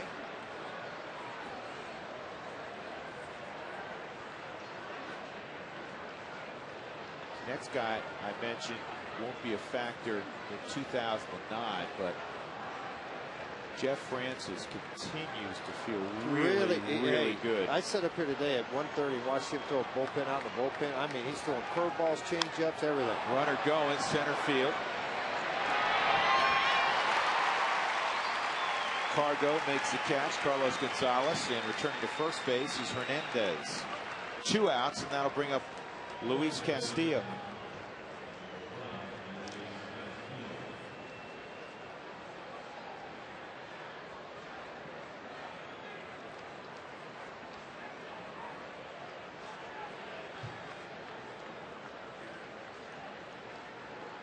So George, I think it's huge that the Rockies don't have to deal with Feliciano the rest of the ballgame. Well, it is huge. I can tell you it is. Because all their left-handed bats. I mean, you mentioned earlier Helton, who hits everybody. He's just 1 for 6 against Feliciano. He is difficult. This guy handles you know how Smith hits left. Yes, he sure does. I mean, and this is a guy that just handles people, and that's what you worry about when he's in the ball game. And he's somebody's 71st appearance now, 49 2/3 innings for Feliciano. He can warm up. He can go. He has no fear. You know, he reminds me a little bit of John Franco. Just doesn't care. Here it is. You want to hit it, hit it. I don't care what the situation is.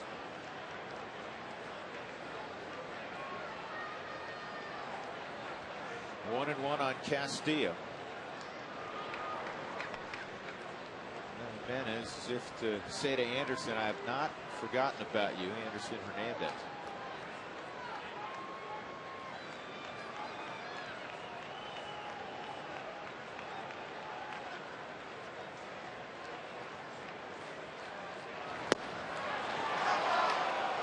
Swing pitch, the 1-1 pitch. Crowd wanted it to be a strike. Andy Fletcher said it missed. 2-1. Stokes still warming up down in the bullpen. The Rockies, with the exception of Jason Giambi, who's 2 for 3, is not in the ball game obviously, but could pinch hit in this game. And Tulowitzki 2 for 3 against Stokes. Good fastball, big hard sinker. He got a huge jump. Not going to cover, and you don't want to late in games. I know you're in a tied game, but it's 8th inning and it's a huge jump. You got to hold your defense. You get a ball hit on the ground, it's a gap shot, particularly with a little bit of damp ground. You get a hard line drive through the right side, he's going to score. But if you hold the defense, you might have a chance. Watch Barnes. He's going to make a little bit of a move that shows there's not going to be a play on it. Everybody just holds their position. More and more managers are believing in that now than they ever did. I was talking to Pat Doherty, who's been in baseball, George, forever. Wonderful man. This is earlier tonight. And we were talking about Jimenez. We were talking about his workout regimen, how dedicated he is. And he said, you know he's got to be. He said, because he's throwing 98 in the 8th inning. Well, that last fastball, 106 pitches in, here in early September, in the 8th inning, was 99 miles an hour. And where he wanted to put it. Yep. That's the key for me, that repeats the delivery over and over again. That's a fair ball. Torrealba jumps on it. Out of first base is Castillo. And Jimenez to the dugout. It's 2-2 as we go to the bottom of the 8th inning. Helton, Tulowitzki, and Hop.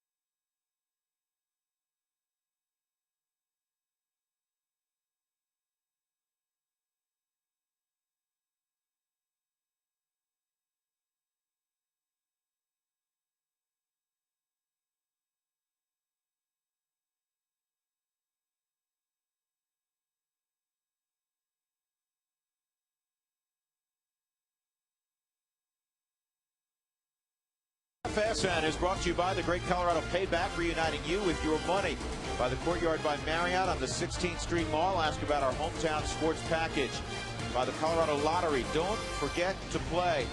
And by Bird Auto. To find great deals on used cars, visit ColoradoWheelsOnline.com or pick up a magazine at over 200 locations. Rockies trailed 1-0 after a half inning of play. Seth Smith tied it in the bottom of the first with a home run. And a single run in the fourth by the Mets after the Rockies had scored the bottom of the third. We've been tied for a while at 2-2. Anderson Hernandez stays in the ball game. At short, Brian Stokes is on, and this is hit hard by Helton. But right at a perfectly positioned Fernando Tatis. Couldn't have hit it any harder on a 96-mile-an-hour fastball. You're going to see a power single slider out of Stokes. It's right in. I really like his arm. Big body works down into the strike zone. Helton, man, stayed right on this pitch. Tatis, if he's not there, it's a base hit to left. But it's right at him. Tulowitzki, like Helton, has a couple of hits in the ball game. And like Helton, he has a single and double. Righty's hitting just .202 against Stokes.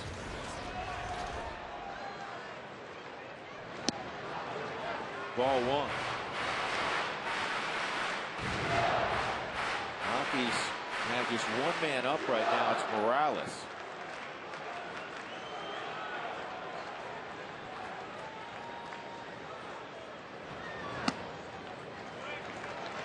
George, we've seen Jimenez go very, very deep in terms of pitch count. Does he come back out for the ninth inning if it's tied? Well, that's going to be the toughest decision Jim Tracy has in the ballgame. I mean, it really will be. You see, Franklin Morales is getting loose. His pitch count's up. Do you go with, do you send Houston Street out in the ninth in the tie game? Reserve the fact that you're going to play baseball and do it with your club knocked down. Those are all things Jim Tracy's figuring out as he walks around. I asked him one time, I said, why do you pace all the time? Nervous, can't handle it, and just giving him a hard time. And he said, if you knew every scenario I ran through my mind from the time I take 8 steps back to the other 8 steps, and what he's trying to figure out is okay, what's the other guy going to do across from him? Managing wise, what's he got to counter me with? And what do I got to go right back after him? Tulowitzki earns a free pass. So with one out, the go-ahead run at first base for Brad Hopp. It's a rough ball game offensively. Brad, a ground ball to second and a couple of punch-outs. He has thrived on these situations in his career. Late in the game, clutch situations, Brad Hopp always shows up. Funny, I was chatting with him about that catch last night, George. I said, man, I didn't think there was any way in the world that wasn't a double. He said, so did I. Threw his glove out. I was kidding him. Moment. I said, you know that Michael Jordan shot where he's got his legs all out and his tongue's out, he's dunking the bat. It's on the side of his shoes, he's closed the Air Jordan shot. This ball ripped to left field. It is a big hit in the corner. It rolls around. Tulowitzki gets a stop sign late, and he got back on the bag as the ball ended up coming right to Tatis. It didn't hold it. A Brad Hopp double with one out in the 8th inning. Second and third, one out for Ian Stewart. Well, you said you go to the power guys, the big guys, the all-stars when you need that base hit, and this is exactly what they did. A slicing double down into the corner, fair by a couple of feet. And then with Corey Sullivan's arm very strong and only one out, don't gamble. You've already had one guy thrown out in the game, so now you set everything up. You walk Ian Stewart, put him at first, you set up the force outs, and go right at Clint Farmers. Now what you can counter with, because they don't have the other left-hander, if you want to, you could go get Giambi and have him come. Here's Houston Street. He's getting loose at the Rockies. Do happen to take the lead here. This is where, George, you have more options. There's Giambi under there. You have more options after September 1st because of the expanded roster. Well, one thing, Giambi came up last night with the bases loaded. He was the poster child for Moneyball in seeing pitches in Oakland and seeing walks and making them throw him strikes. And this is why you got Jason Giambi. It's September, it's pennant time. He's been in 6 playoffs, World Series. This is the guy you're getting for. to go up and swing the bat in this situation. We do have Takahashi warming up down in the bullpen. Jerry Manuel's going to the mound. And the chess game has really begun between the two old friends, Jerry Manuel and Jim Tracy.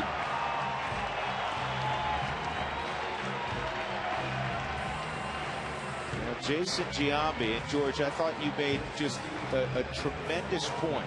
Going back to Billy Beane and all that he talked about in Moneyball. You know, one of the guys that he loved who used to be in their system, a guy by the name of Kevin Youkilis, they called him the Greek god of base on balls. A guy who understands the strike zone, who's not afraid to take a walk. Yeah, he drew a walk last night. So Giambi will face Stokes, bases loaded. 1,256 career walks. That's 46th all time in the history of baseball. And again, you know, the crowd is on their feet, but this isn't a 24-year-old kid new to these situations. He's got gray in his beard, and he has been here many times in the past. It's exactly why the Rockies signed him. Here we go. And Giambi 2 for 3. One run is scored. Here comes Hop to the plate. Throw is offline. 2-run single for Giambi. Safe at second. And already that signing has paid off in a big way. Rockies up 4-2 in the bottom of the 8th. 3 for 4 in his career against Stokes. Jason Giambi in 2 at-bats with the Rockies has 3 RBIs. Both of those RBIs put their ball club out in front. This a line drive. They had him played perfectly back up the middle, knowing he's going to pull the baseball. The line shot just lifted through it. The throw coming off line by Pagan. Let's 2 to score. Giambi, man, is he pumped up. Absolutely. It's pennant time, and that's the one place at this time in his career he wants to be. Here's Yorvi Torrealba. 2 more in scoring position. Still just 1 out.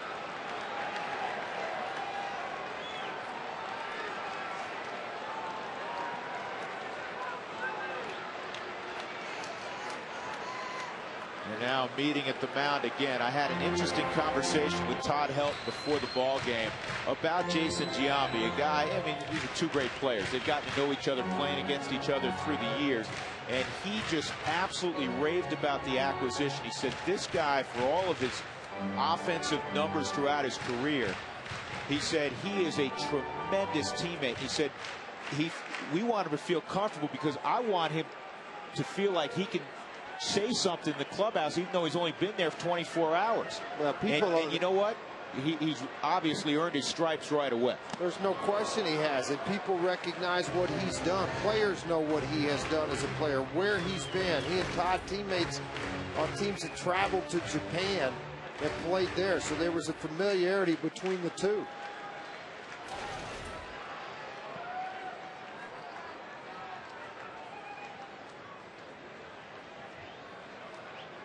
One strike count on Torrealba. And this ball is laced to left field. 1 run is scored. Giambi has stopped at 3rd. The Rockies with a 3-run lead. Torrealba, a 12-game hitting streak. The Rockies have gotten after Brian Stokes, who had a tremendous August out of the bullpen for the Mets. He had a great job by the Mets, and this pitch, a hard sinker down and in. Look at that, just turned on a hard sinker down and in and drove it to left field. With runners on 2nd and 3rd, you hold up Giambi. Giambi will now be pinch ran for Quintanilla, who will go in and play second base. Fly ball, he's got a better chance of scoring. You know, the big man, Giambi, 297. Career average with the bases loaded. I mean, he said it yesterday, and you can tell, I mean, in his press conference, it was genuine. He was thrilled to be with the Rockies, thrilled to be in the clubhouse again, in a pennant race. And boy, does he ever feel a big part of things right now. Immediately accepted. I mean, that was the key because of what he's done. Spilborghs will pinch hit. Houston Street ready to go in the Rockies bullpen. Omar Quintanilla running for him. Omar was going to come in the ballgame anyhow at second base for Barmes. Rockies now with 11 hits as they've put up a 3 spot here in the 8th.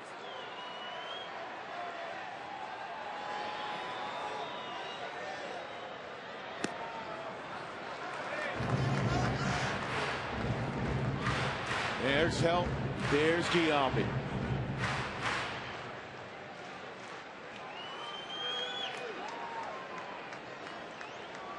Another guy that Todd could talk to that's in his age group too, George, right? That's not nice. Well, that's okay. Got to take our shots when he's not around. Moving up is Torreal, but Snyder didn't throw it through. Dorville will get a stolen base on that.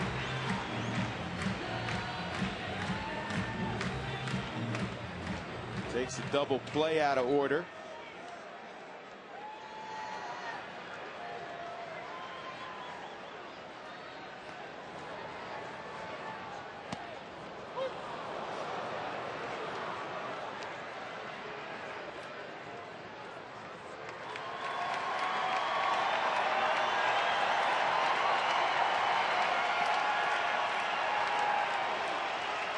First couple of days in the clubhouse for Giambi. Once batting practice was over. Sitting there next to Ryan Spilborghs, who's at the plate. His locker's right next to Spilborghs and Atkins. And you guys chatting away. It is a very easy clubhouse. Players say this all the time who are new, George, and you know this to be true. You spent a long time in clubhouse. It's a very accommodating clubhouse to new players. Nobody feels threatened. Yeah, very That's accepting. the key to it. Nobody feels threatened, and they realize there's one goal, and that's to put a ring on, and winning teams are that way. You don't feel threatened by everything.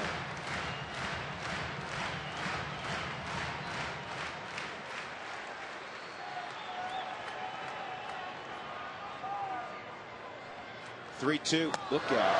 Ball 4. Now the bases are loaded for Carlos Gonzalez. And still nobody up in the Mets bullpen, but somebody had to be loose because Jerry Manuel's coming out, but I haven't seen anybody throw in a few minutes. So Jerry Manuel comes out. That'll be all for Stokes, and it's going to be Frankie Rodriguez, their closer, actually coming in, trying to get some work with the Rockies ahead 5-2. We'll come back. Big moment for Jason Giambi.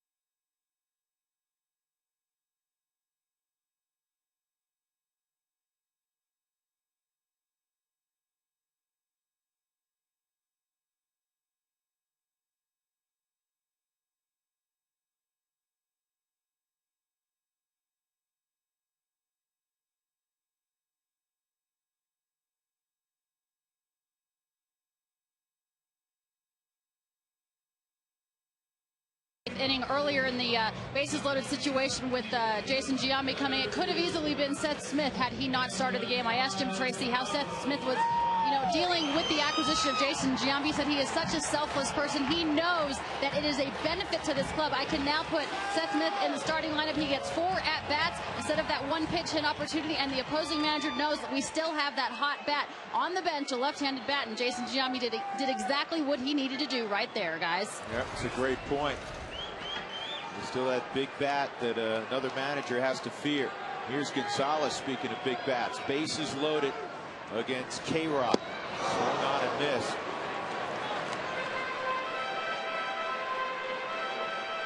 A long-time Angel signed a free agent deal for big bucks with the New York Mets to help solidify their bullpen. Little did they know the rest of their team is going to fall apart with injuries.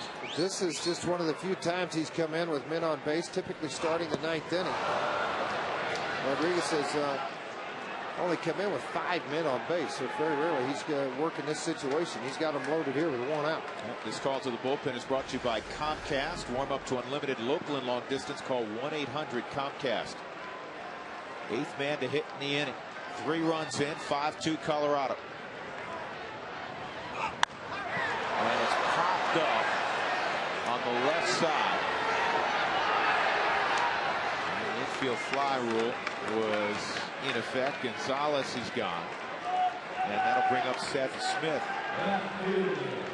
He's a guy, George, that you really have to bear down and just look at it to shoot and forget that violent wind-up. Well, that's what you have to do, but that's all part of the gig. I mean, that's what gets you messed up because of all the elbows and the arm action, the high leg kick, the follow through. Everything else is all a little bit deceptive. He doesn't throw as hard as he has in the past years. I mean, his fastball now sits 89, 93. He used to be 93, 97. A lot of innings for Rodriguez. Outside. Good challenge for Rodriguez here against Seth Smith. Smith's 3 for 5 with the bases loaded this year. And you know, George, to me, and correct me if I'm wrong in this, he's a max effort guy. Oh, there's no question. I mean, everything he uses to throw the baseball. But again, I think it's all part of the deception he uses to come to the plate with everything. The open stance, the high leg kick. So that's a great falling change-up. off. Well, I mean, look how he falls off. The arm speed that comes through the zone, very deceptive to a hitter. No part of the body slows down to give up any part of the pitch that's coming to the plate. The Dodgers trail in the 5th inning, 2-0 with Arizona. Again, the Giants won earlier, so they're within a half game of the Rockies. That's a strike. It's 1-2. Smith. Home run in the 1st for Smith. Walked and scored in the 3rd. He hit an absolute bullet to right that Jeff Francoeur caught. And then a ground ball to 3rd.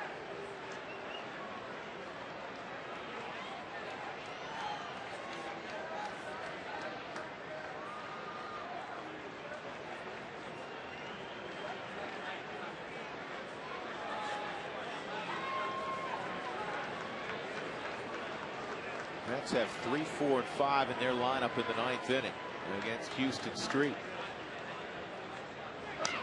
Good swing.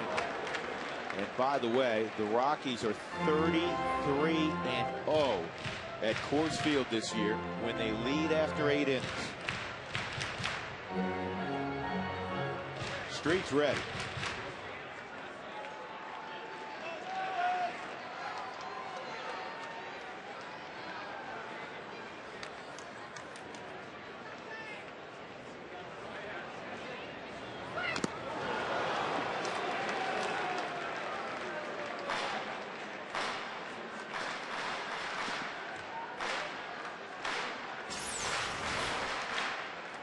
Look at this ball.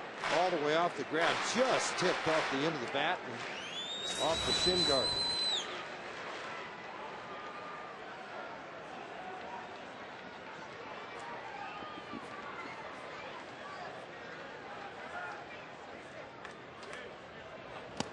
Two and 2. 26,276 in the ballpark. Good crowd for a midweek crowd with the Mets in town, a team that has struggled on a school night. Love to see it. Fans are coming to life. You love it. Everybody's got Rockies fever. Even that man, the newest Rocky, Jason Giambi. Quintanilla at 3rd, Torrey Albert 2nd, Spilborgh's at 1st. Here's the 2-2. And he gets away. Smith can go up the line. And the out is reported. That run does not count, even though it crossed home plate. In the inning, the Rockies get 3 runs. Brad Hopp had a double. Jason Giambi, a 2-run single. Torrealba threw out a hit. It's 5-2. Go to the 9th.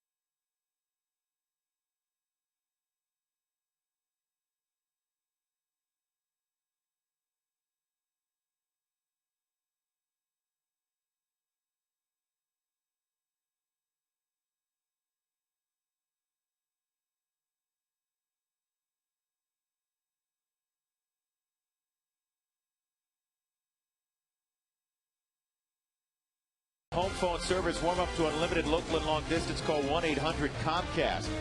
By Tough Shed Storage Buildings and Garages, call 1-800-BY-TOUGH or visit them online at toughshed.com. And by Mike Shaw Chevy Saab, Colorado's crossover and SUV headquarters for 50 years. Visit MikeShawAuto.com. The Rockies get 3 in the bottom of the 8th. A chance for Ubaldo Jimenez to win for the 13th time this year. The postgame report will immediately follow with that man, Tom Helmer. Tom? And Drew, we'll talk about the G-Man.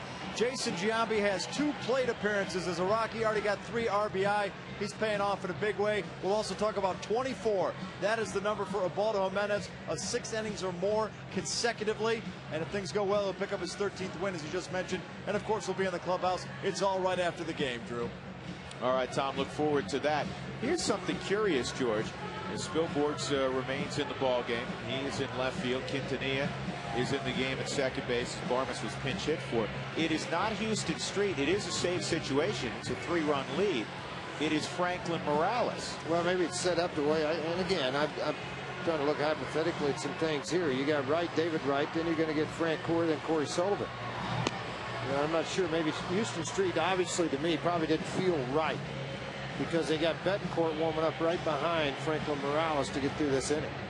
And it's automatic. You know, you get your closer up. He's coming in the ball game. It's not like, okay, it was a 2-run lead. Now it turned into a 6-run lead. No reason to have him out there. So I'm sure that'll be one of the first questions asked of Jim Tracy in his post-game press conference. That again, you can see with Tom Helmer on the post-game report.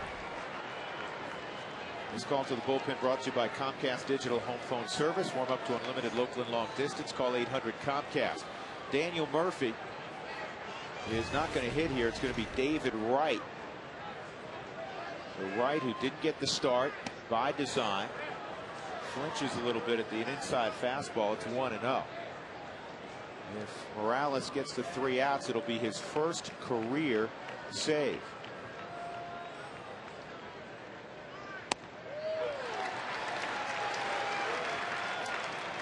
The line on Ubaldo Jimenez. He goes 8 innings again. He gives up 2 runs on 5 hits.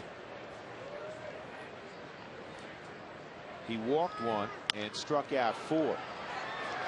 Tulowitzki, 1 out the 9th.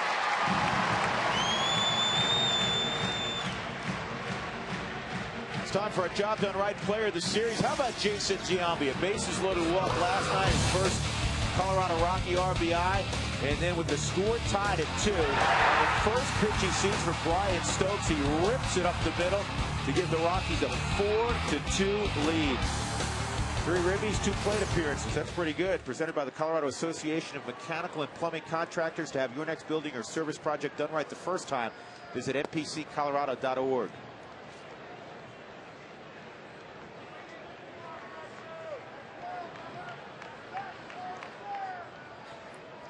Jeff Francoeur, a home run earlier in the ball game, and now a pop-up in the direction of Omar Quintanilla. 2 outs.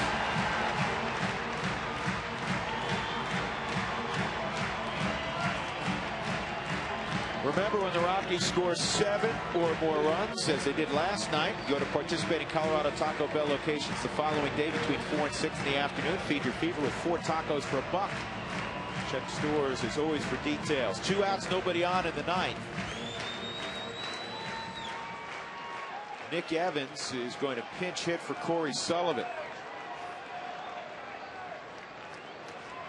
I mean, you think of that Met lineup and how many bats are absent, George.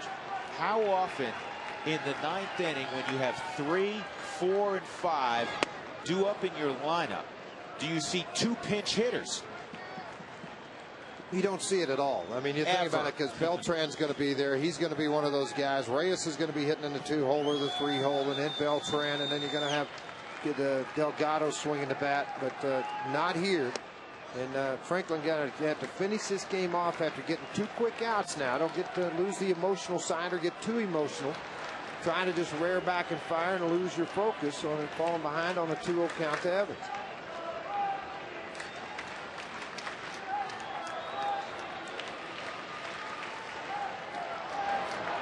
Ubaldo Jimenez, 1 out away from going 13 and 10.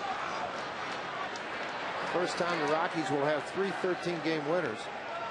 If they can complete this, you'll see Contreras right next to Ubaldo, the new addition on the Rockies pitching staff.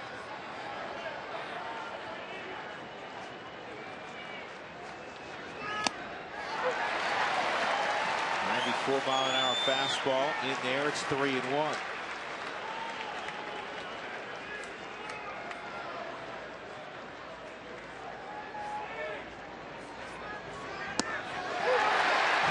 And another one, 3-2. Just let it rear back and fly. A lot of people are raving those Jason Marquis t-shirts given away by FSN today. The first 5,000 through the gates got one. 3-2, foul ball. You know, it's been very consistent, Fraze. The last, 6, 7, 8 appearances for Morales. It's not occasionally 96, 97. It's consistently 95 to 97. Settled into the role. Everything's repeating. The arms up, the drives down, the leverage is working, and the emotional side of this kid being challenged in tight, difficult situations.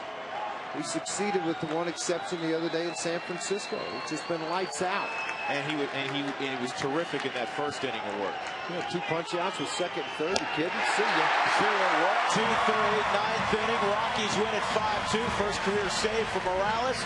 Ubaldo Jimenez is now 13 and 10. Jason Giambi, a huge hit. Terrific night for the Rockies.